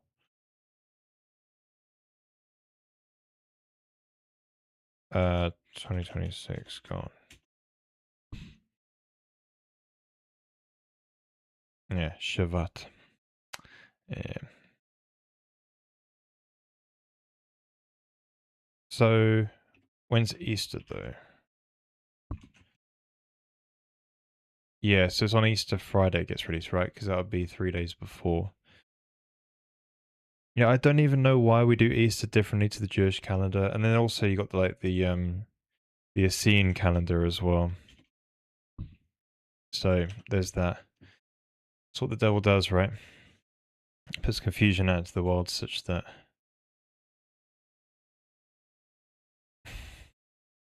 makes it harder to predict his coming.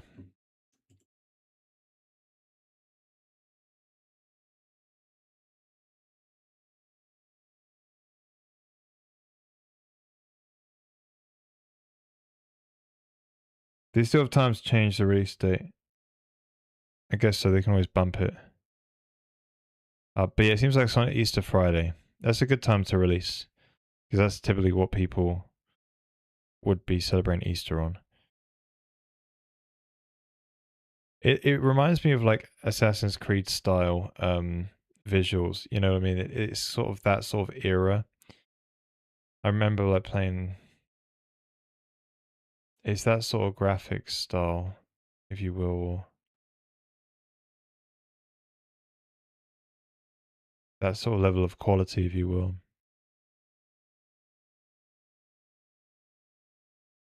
I don't remember it being looking like this. The one that I saw, yeah. So maybe I was thinking of a completely different game, unless it had a first person sort of like Jesus thing where you played these miracles. Maybe it was a very small game, the one I was looking at. This one looks a lot bigger. Interesting though. Yeah, playing as the Good Shepherd himself is always a bit questionable. So it's going to be basically on rails, you know. You can't like do anything bad, right? Because then it just throws the whole thing out the window. That's interesting.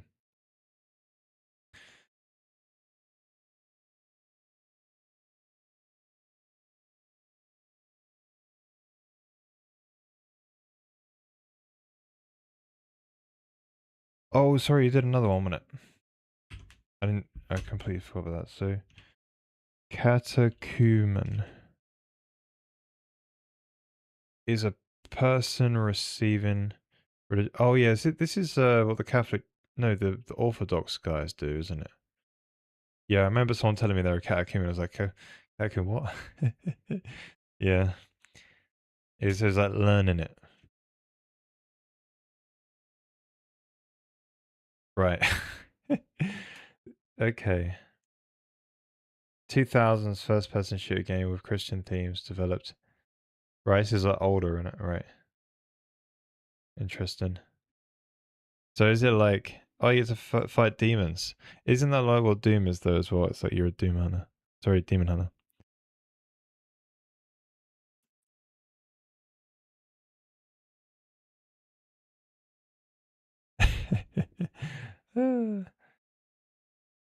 Funny.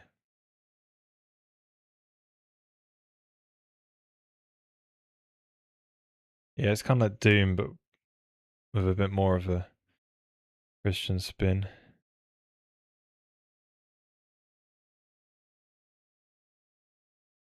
It looks kind of fun, but yeah, it's not necessarily. It's 171 AD. The evil lurks in the shadows in ancient Rome. Once the corrupt souls of men Give shape to what will of demons, right? Interesting.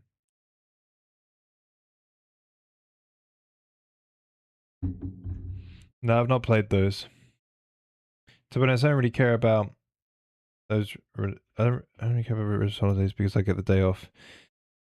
Even if a state I'm currently in is neither the Catholic or Protestant specific holidays you normally get in Germany, right?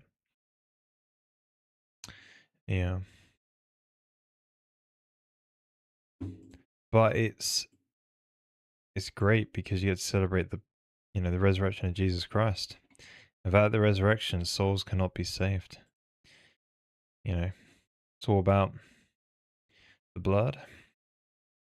Your sins have been paid for in full by the blood of Jesus Christ. And without that blood, there's no remission of sins. Hebrews 9:22. Hi Raf, how you doing? How's it going? So I wonder why. I wonder why. Um.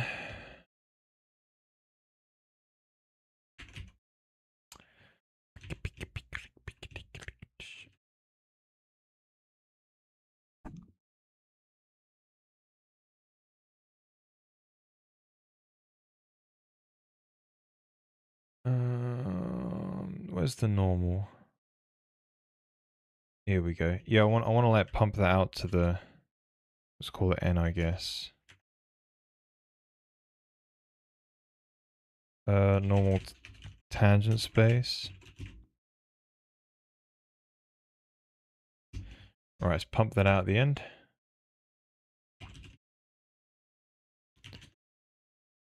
Okay, so red.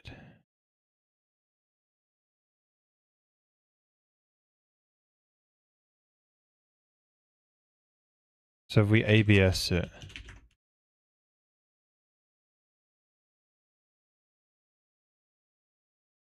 yeah, so it sort of gets red and then a bit of green. Right. Why are we getting... Yeah, because it's doing the height sampling thing, isn't it? Yes, I think what we want to do is produce... What's going on? Why is the... Oh, is the delta too high?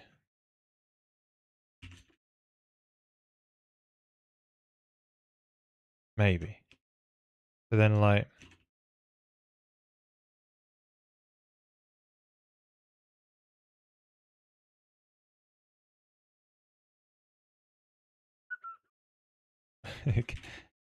Okay.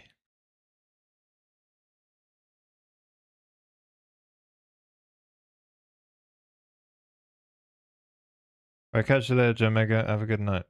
Good to see you again. And, yeah, it's cool to see that you're still working on, some GPU related stuff. Do you store your textures as straight or pre-multiplied alpha?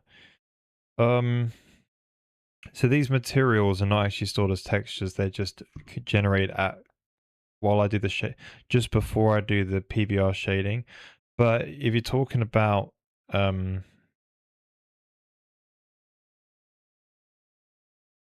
haven't got any alpha blending at the moment. So my texture, my render targets, if you will, I just leave the alpha in the alpha channel, and there's no pre-multiplied alpha at the moment. Yeah, I've still got to think about the alpha blending side of things. We'll get to that later. The one thing that's great about doing parallax occlusion mapping is you can maybe do when you look at it from a gracing angle, you can like get rid of the...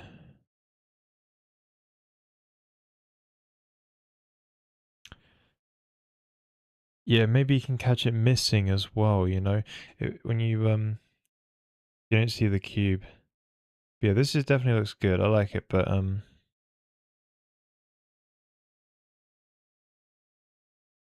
yeah, actually it's kind of nice. I like it.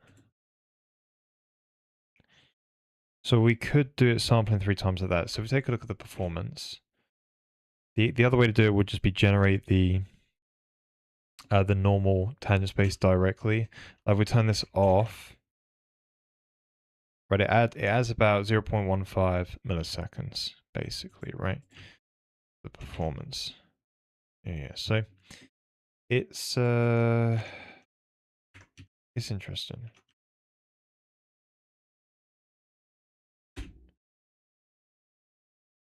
Right, how then? Oh, did I make it crash? Hang on. Yeah, so I'm thinking like, how do the spheres look? Terrible. Absolutely terrible. So we should also put some AO in there as well. So what I'm thinking of, let's just chuck in the AO, right? Make that look good, and then we can.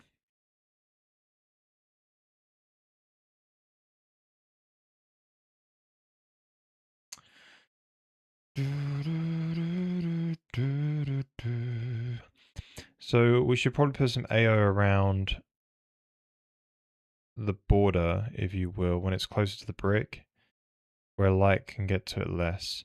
That would be good.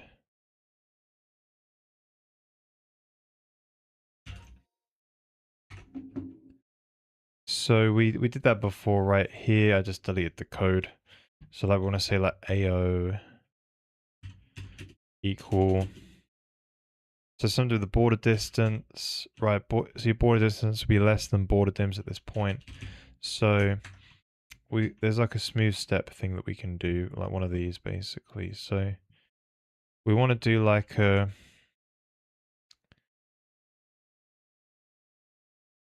So smooth step from 0 to this thing, and your T would be the border dist.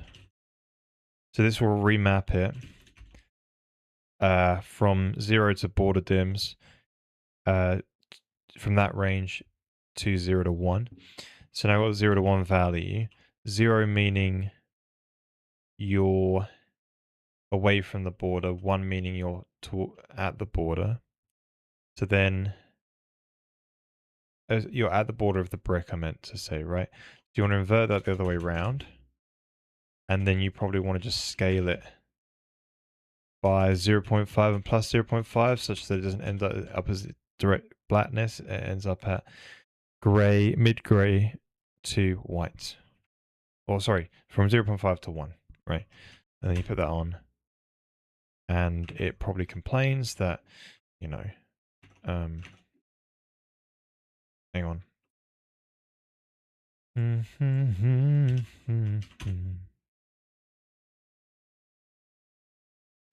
Yeah, it doesn't like you doing it with the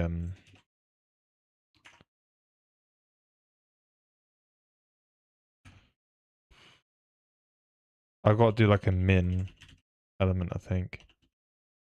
I don't know. So you probably want to do a min element on the bits after the smooth step. But then if you have to min element the smooth step, why don't you just do that? Hang on.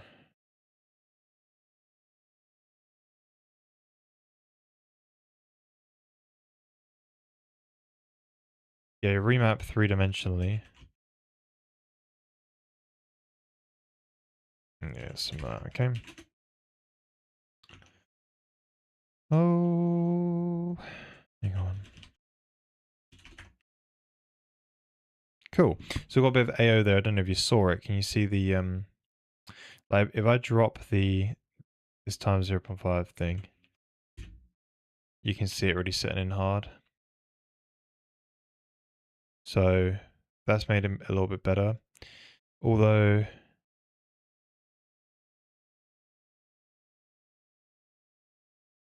I'm a little bit confused though why it's not darker in all places. So if I put in 0, yeah, good. So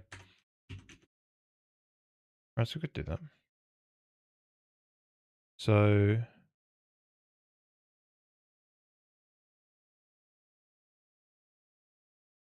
0 to the border dims. So if your distance is greater...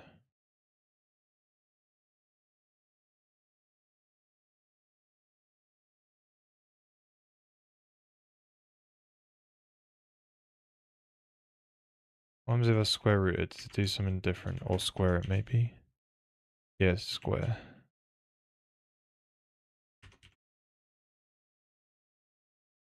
It's a little bit more prominent. I'm getting some artifacts at the bottom of the bricks, but it's not that bad.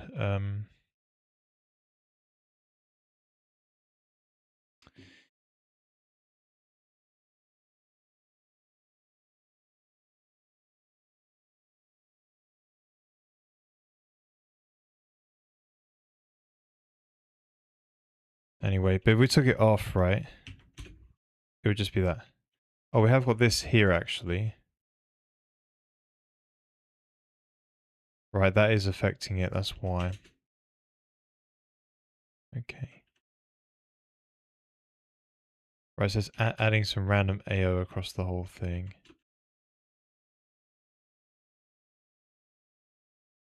Okay. That's why. Yeah, we can live with that. I'm happy with that, at least. Looking better. Hey, Kappa, how you doing, sir? Yeah, not bad. What have I done? What did this weekend? Had Friday off.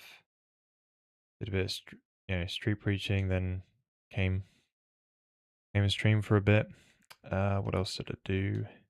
Oh, yesterday was my pastor's birthday, so we went to church, and then we went to a hall to celebrate his birthday, which was quite nice. And yes, it was his 60th birthday, so very big one.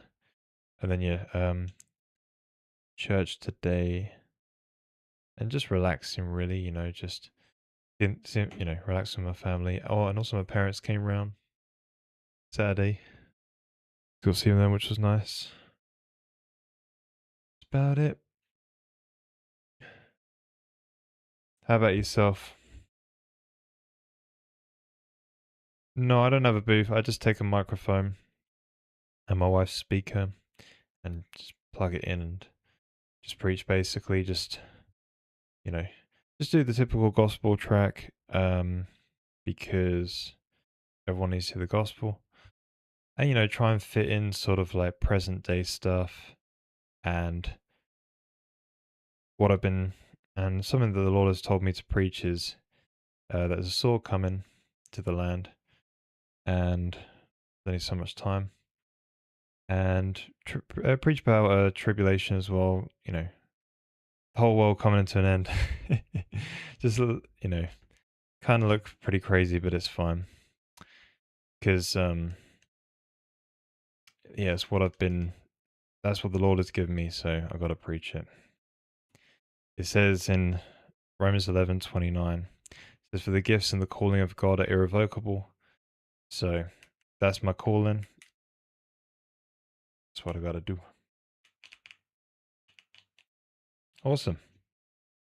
Are you sort of near the area? But yeah, it gets mixed responses, right? You get the classical person, you know, you can see the devil working. Like, you'll get someone come up to you and be like, "Oh, I used to think God was real until I realized it was dog backwards." You're like, okay, like he's trying to get on your nerves, but it just doesn't really work. And then you get some people say that, "Oh, God's not real," and they just it's it's strange because they say it to sort of, it's the devil using them, but then they say it to sort of try and get on your nerves, but it doesn't really.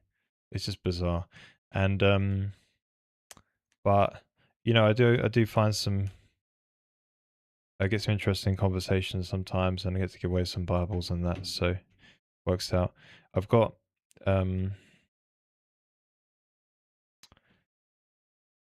yeah, like when I go with my wife, it it really goes down well. Just the you know um you know, we pray a lot, and the Lord really blesses us with lots of things. Like I'll just be preaching, and people will come up, and my wife will just talk with them for like a minute or two, and you honestly she'll just get people handed her to like give their life away to Christ. It's amazing. Um, but yeah.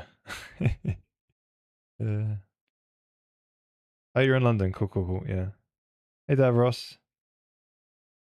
Yeah, yeah. I got the normals working in the end. So basically, the height map wasn't. Um, I generated like rounded corners on the height map, and I had to do some stuff in tangent space to sort of ensure that it was working correctly on all of the sides, and that I've still got to check that, to be honest. Um, and then yeah, I just did the classical, like, sample 3 places on the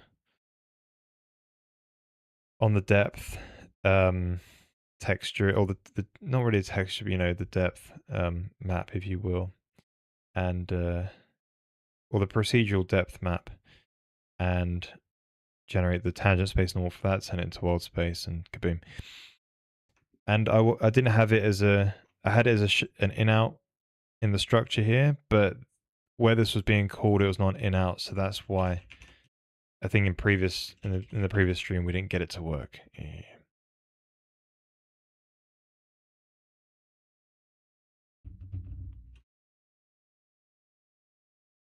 Did someone really say that to me? I forget what I was talking about exactly. Talking about those things people say as you walk by. Yeah, yeah. People, um, some people really honestly hate you doing it. Street preaching. I had this lady right now. This is an interesting story. There's this lady. Every time I'll be preaching, she would hate my guts. She'll come out the shop screaming at me and telling me, "Go away." And obviously, I just pray blessings over her. Is what you're told to do. Pray blessings over her. But I know one time I'm with my son walking in town, and so she's done that like 2 or 3 times. And I just go up to her and say, "Hey, how you doing?" And I just try and speak to her, and she sort of doesn't really remember me, but she pretends like she does remember me, and is very like a good encounter. And then and then then she eventually catches who I was, and where she remembers me from, and then she kind of just got a bit annoyed and told me to go away. But then I kept praying for her and everything behind the scenes every time. And the last time I went out, this lady was just sitting there watching me preach for about half an hour. And then, I walk around, try and talk to people, and as I'm talking to someone else next to her, she looks at me and goes, "That was a really good, speech I did there." So, I, yeah, I don't know what's going on right now. I'm still in this phase of like, what happened? Um, Either God has changed her heart, and she's turning towards God from the prayers, right, that have been happening. God's either answering the prayers, or maybe she has she's didn't really understand what was going on, but just gotta keep praying for her, and she'll come. But it's not the first time something like that's happened. This guy heckled at me. I just prayed for him, and then like literally he had a really bad. He was a homeless guy. He was about my age as well. That's the thing. Homeless, went to prison, done some bad things, and out on the streets one night, after seeing me a few times, I'll I'll pray, and I'll pray for him. Has a really bad night, gets drunk. Police are about to take him away, but some other local church, were out evangelizing late at night, and they pulled him. They pulled him away from the officers, prayed for him, and now honestly, he came up to me next time in the streets I was out, completely changed, Holy Spirit in him and everything, because you can just tell, completely changed. His whole face was just different, and yeah, he's given his life to Christ, and now goes out and evangelizes, changed his name, everything. You know, like, yeah, it's really incredible when you see that stuff happen. Like, you literally don't do much. You just go out, evangelize, and keep praying, and people will just change. The people you don't think will change will change. And just read Book of Acts.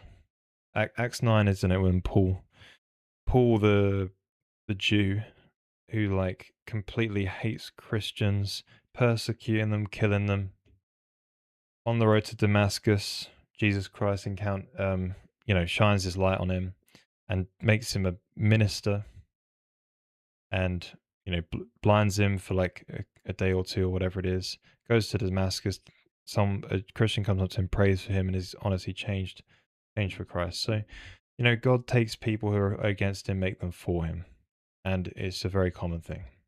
Just happens. Is this still the volume? Yeah, 3-dimensional. Yeah, not 2D. Trying to play on. No. Yeah, it's still 3D. I've still got to have a play around with some of the stuff because I've done I've moved stuff into tangent space to make sure that the bricks, like if I was to expand the volume, so this edge that we're looking at, if I was to like expand it out, you would get to a border layer, a pure border layer, because it's 3D, right?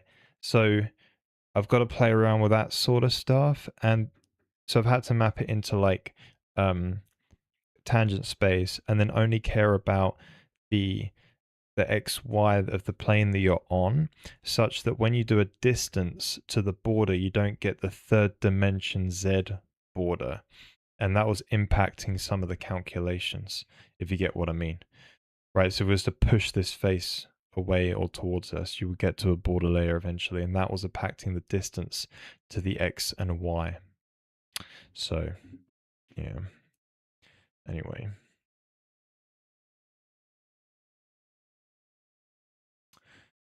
Bam, bam, bam, bam. See, I think these are quite good. We wanted to look at the sphere. We got the AO on there now. I'm liking the AO. AO looks good. We could probably get some nice AO though. But yeah, we'll live with that, I think. Wait, how's this AO calculated? Right, yeah, okay, that's alright, we'll leave it alone. Leave it alone. Right. Now I want to look at these these guys. These spheres. They're not looking good. Why? Is the question. So we can start by just looking at the height map. Let's see how the height map looks.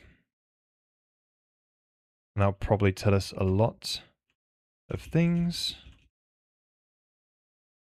So n equals h. It's going to put n down at the bottom.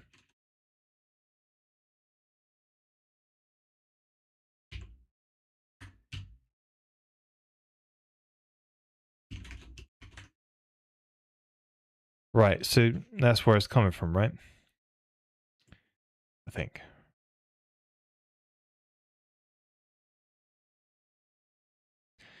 The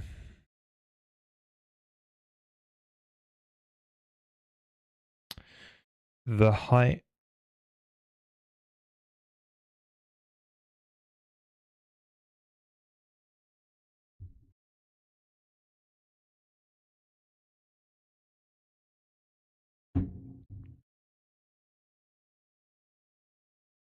So we take out some of this stuff like the this noise thing. We take out like this code here. I don't know if that really helps everything. So the way the tangent space vectors work. Bum bum ba bum ba bum bum bum.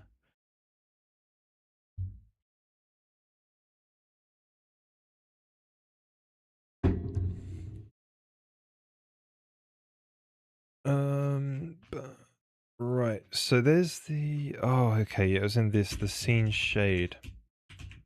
So the tangent space vectors, if you will. I've got a debug thing for this. Yeah. So we've not got meshes yet. We should be encoding them inside the vertices, right? But we just got two objects. We've got a sphere and a box, right? That's all you need. So here's, they're going round. You see them like, woo. So the X would be the red, and then so they're going round, right? So what's the problem? We don't really know. So what we can do is we can move it to the left and orbit this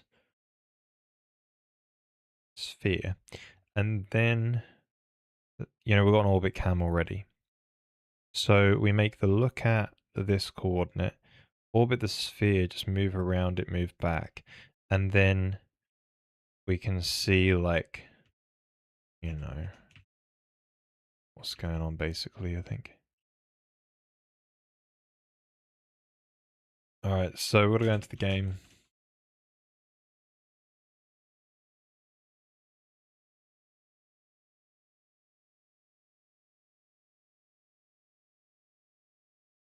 And right, so basically we would like orbit look at. Now I've got to figure out that as well. It's like scene mesh. Yes. Mesh FS. Yeah, so it's like -1. Okay, so instance, so there's -1, so it's -1 to 1 times 2. So -2 to 2. Yeah, -2 to 2. So we want -2.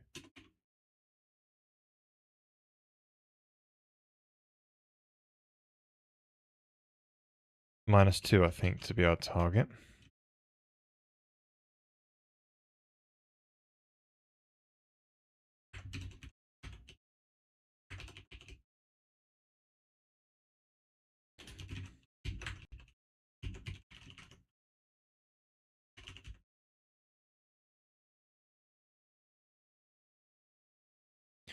Something like that. Then we probably want to orbit. So we probably want to have now what would we want to do? We want to, like, it's got to be in radians, right? So I think you got to do like uh, a sine, obviously, of some kind of time. Then that.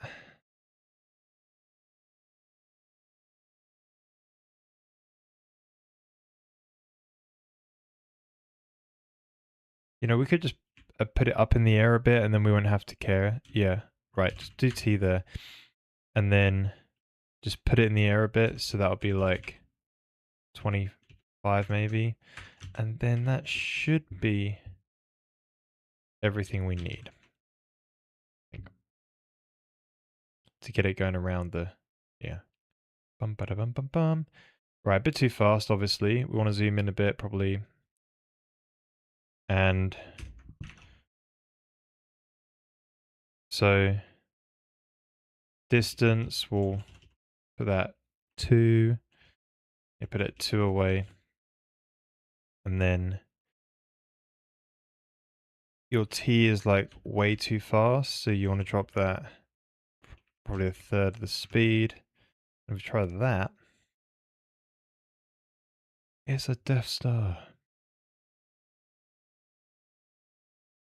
Right, so clearly there's a sign problem, right? I think. Because you're getting half of it the wrong way around. Or you're getting half of it in.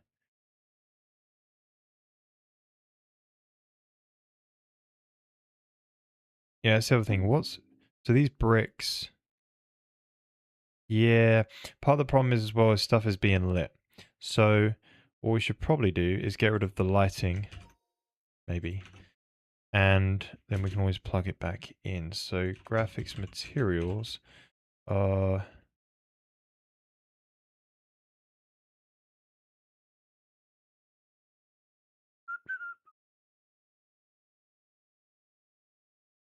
you get rid of the lighting radiance, I think.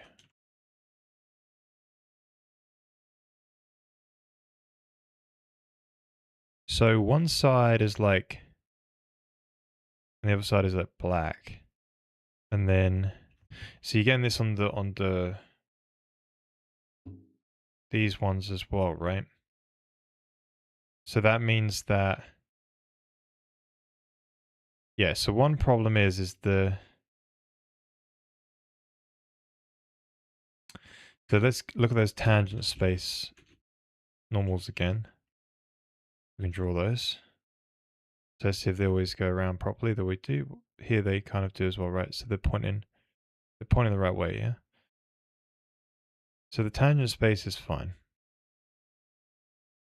So there's nothing about that. Get rid of that. Now we pop back into the brick generation. This is the depth. So this line here is the one which generates the brick itself, and it should be black, meaning closest to us. White means it's further away. So um, so oh, the Y component.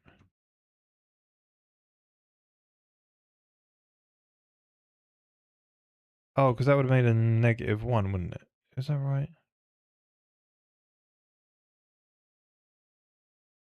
Yeah, made a negative coordinate, maybe. I think what you want is an ABS.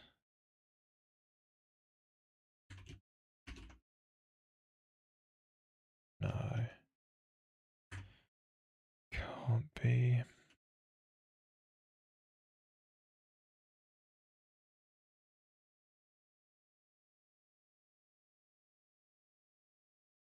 No, no, no, because the Y will still be going up. So,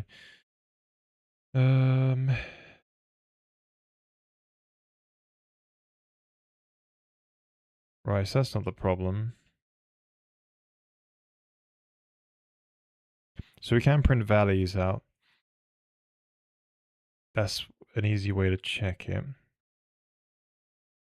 So we could just check, hey, what's your distance from the border? So we could we're probably better off freezing it at sort of this camera angle right here, because that will mean,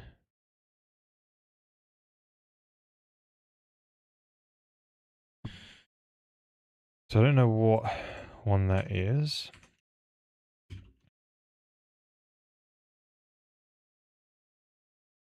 So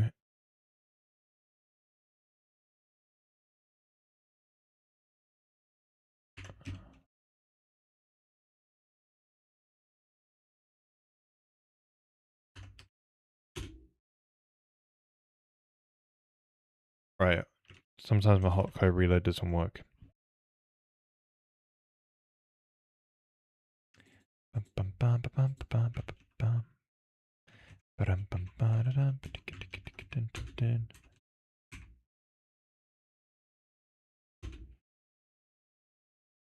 Right, the other way around. Maybe 45 degrees.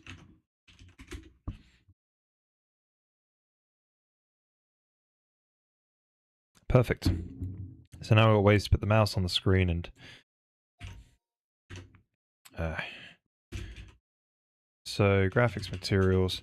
Now, all I want to look at is like, firstly, if is mouse at, where is mouse?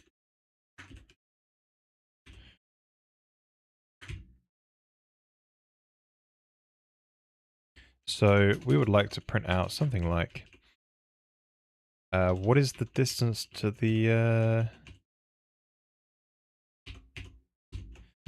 what is your border distance, if you will?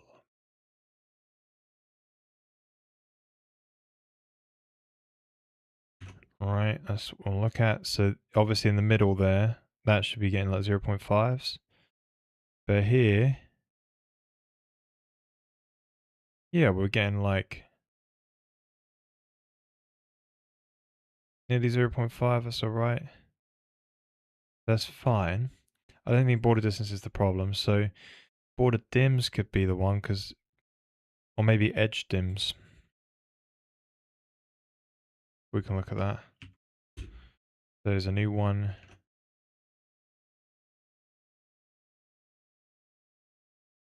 The border dims here is negative, positive, right? Problemo. Big problemo. So why is your border dims end up being negative? That's because you've rotated it basically and it's gone into negative space. So how many of these things have that problem? So brick dims will kind of have that problem too, right? So some of these you want to make absolute. So this one, this one, this one, and this one. I think so. Cool, I think that's what you're supposed to do, but maybe not. So that's changed it. Oh, yeah, that's made a lot of things better on this as well. It's made it more consistent. Now at least all those sides are looking good, and I think even the tops might be looking kind of nice as well. Thinking about it, but we can look at that in a bit.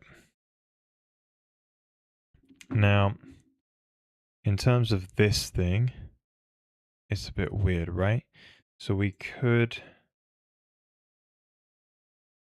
can go back to probably moving T again.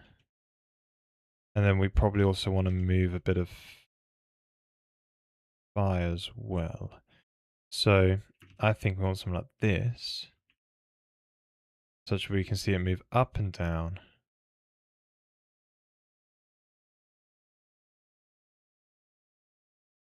Bit fast though.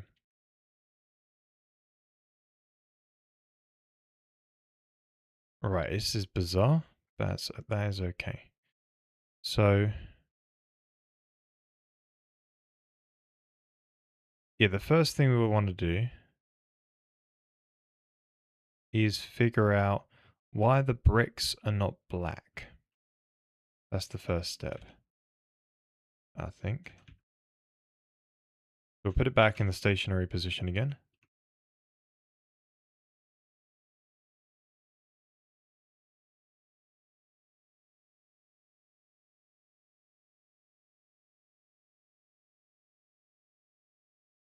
Oh crap, okay.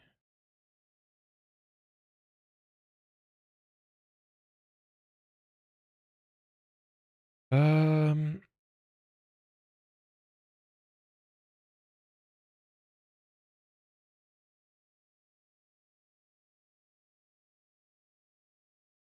45 on it. Negative 45. So stationary position.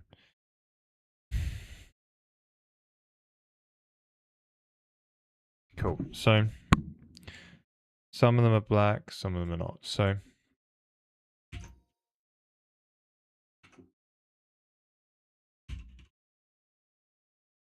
what are we doing? Yeah, so we want to put the prints back, right? So is border dims the problem again, right? Hover over here. Right, border dims are looking good. Kind of. They're looking very small. Yes, I think that's part of the issue, maybe, is the border dim goes very, very small. Perhaps.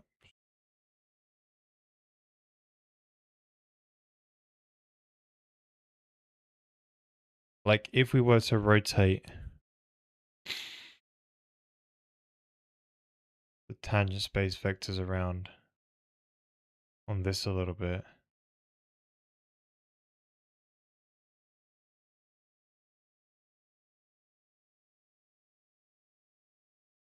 Hmm.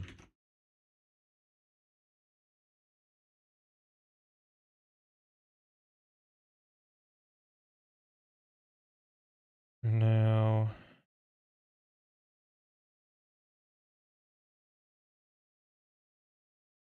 maybe we can do some more things. So let's try.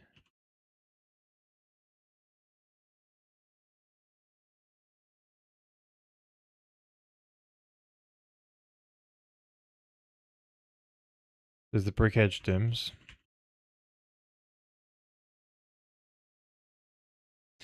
And there's also the border disc as well. Let's just get them all out there.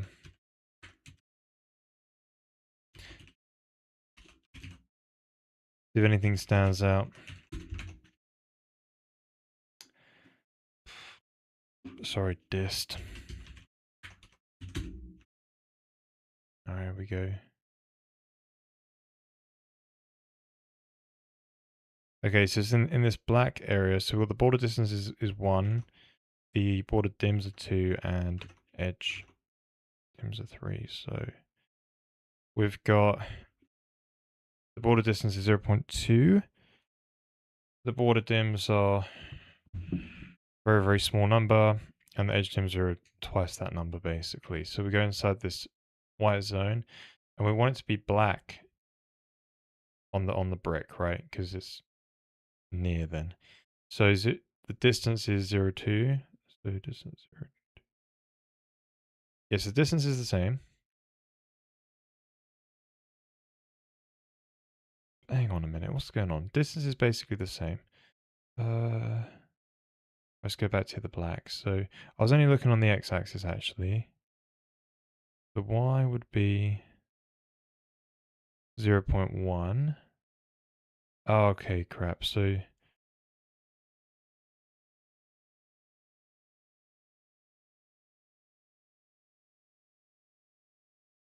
right, but what we can tell is both on the x and y that the border distance.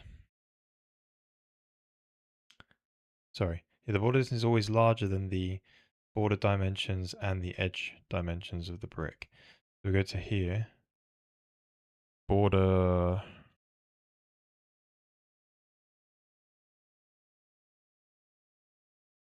So in this case,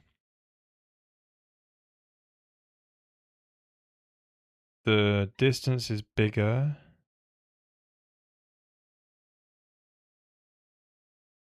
Wait, what is it?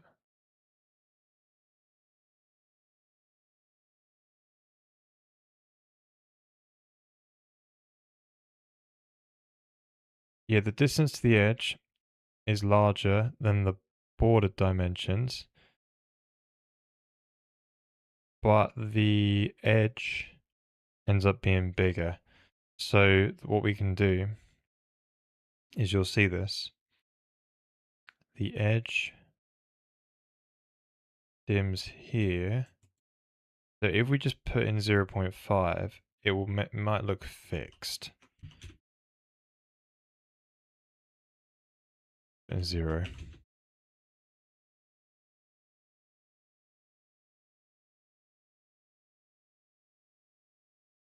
Right. Maybe not. It's still got that problem. But it looks about the same, I think. But yeah. Okay, so that ring is still there though. That's a weird little ring.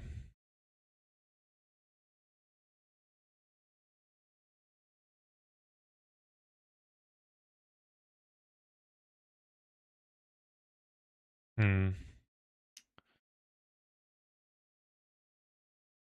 So I wonder whether if it's to do with the fact that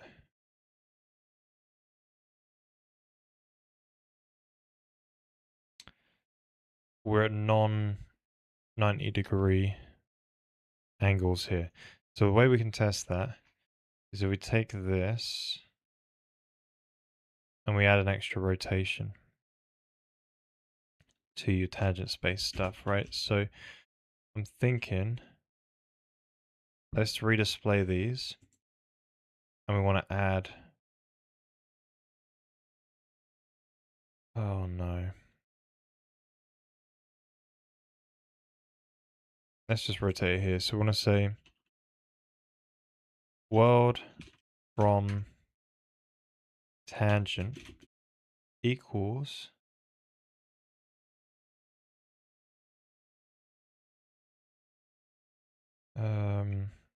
mole matrix So you want to rotate in the local space just a little bit more. So world from tangent, and then you want to do a sort of a matrix, or it's called like a rotation around the Y. So that will be, I don't know, radians. 45 degrees.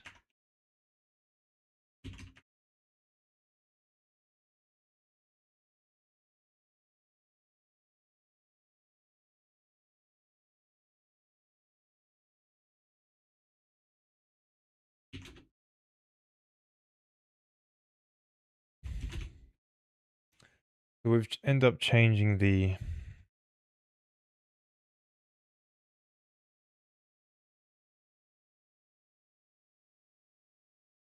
and this sort of looks a bit broken, maybe. Hmm.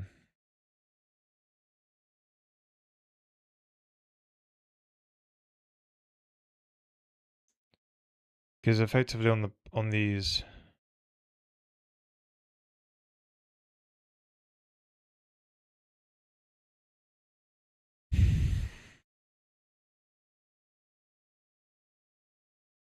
yeah, I'm trying to figure out if that's an issue or not. It looks like it could be.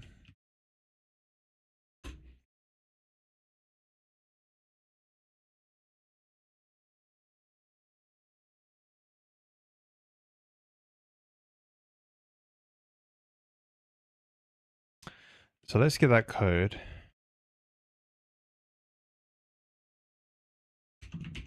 Let's draw the tangent space vectors and all that again. But instead it's going to be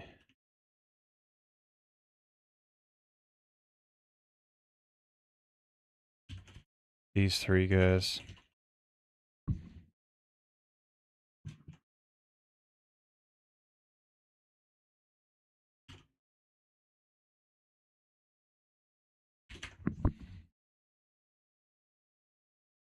Right, you going to work for me?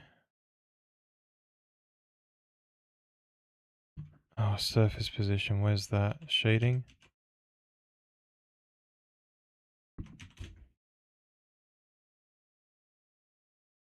9, 6. Debug screen coordinate.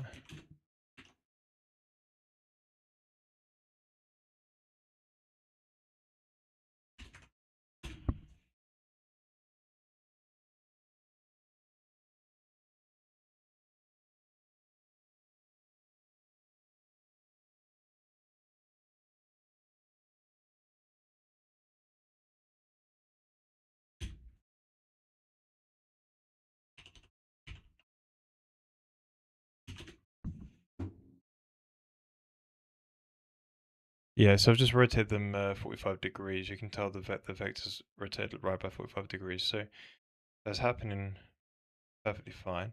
So what I'm trying to figure out is like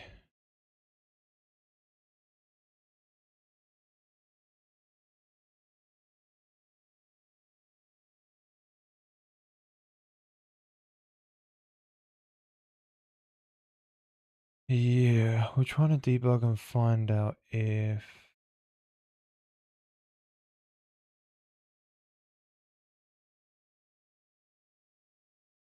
right, it's not even getting in here so for these ones, it's not even getting into this part here.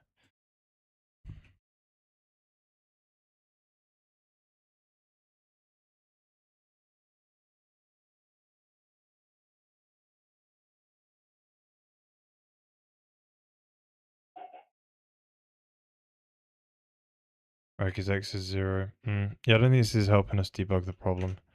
Not gonna lie. Right. Okay.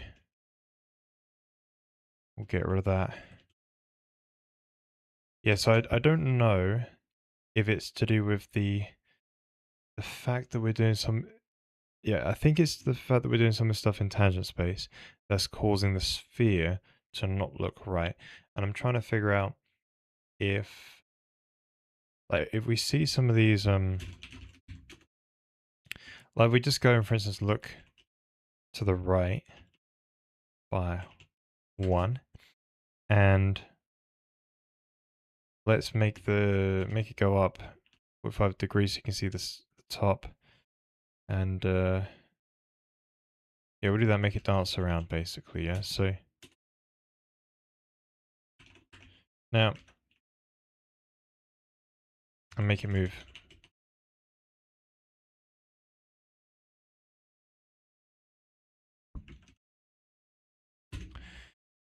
We'll see that, I think it looks, on the cube at least.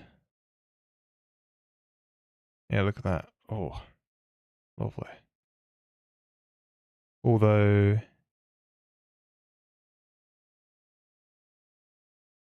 yeah, they're a bit thick. Yeah, I think there's a bit of a problem with these still. The top edge is a bit wrong, I think. Maybe that's the problem to tackle first, because that could be that could help us find the problem. But yeah, if we get rid of the debug, get the debug stuff here, make it go back to color. Yeah, we're seeing some.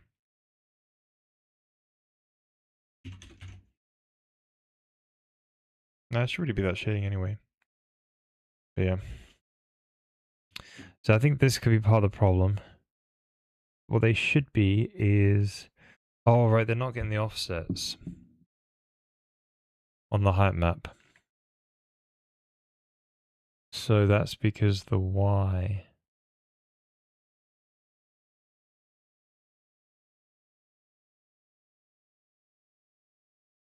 It doesn't alternate them on the Ys.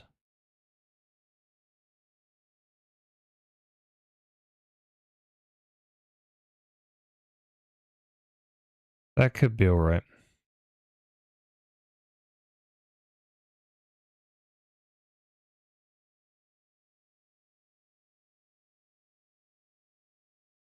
Yeah, this is just the same configuration that we've done. I don't think there's any problem there, per se.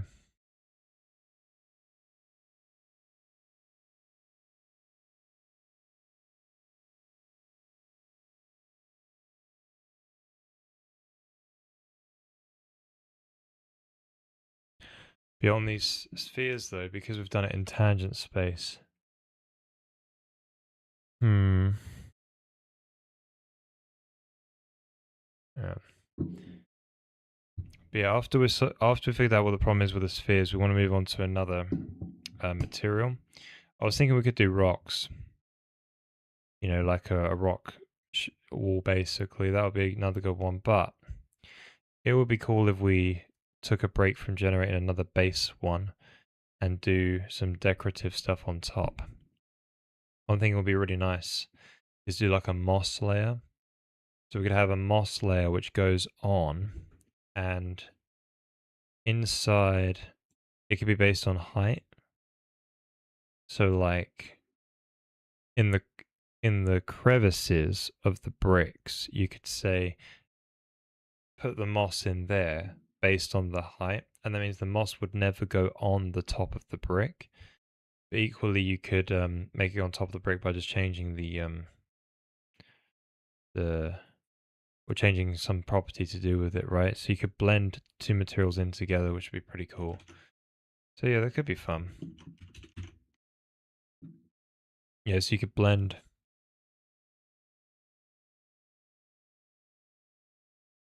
I wonder why they're black on top though. I'm not about that.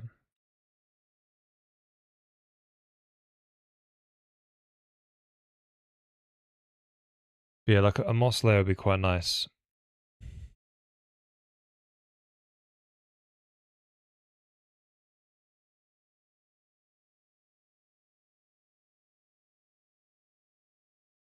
We took off the lighting, didn't we?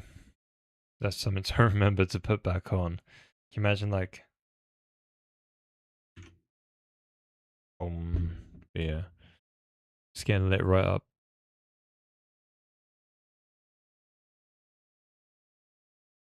That's super bright. Cool.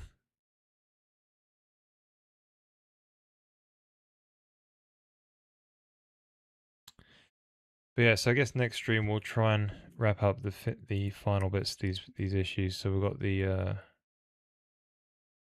just the spheres and this roof, right? Figure out like what's going on. Why is it black?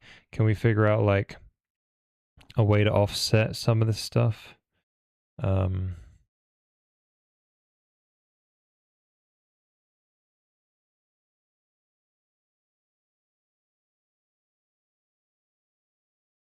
and maybe think about edges here, right? Hard edges.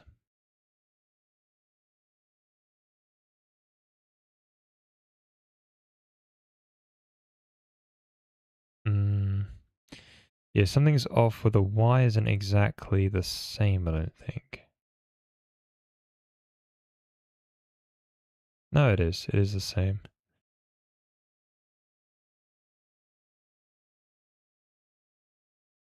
But yeah, like, can you...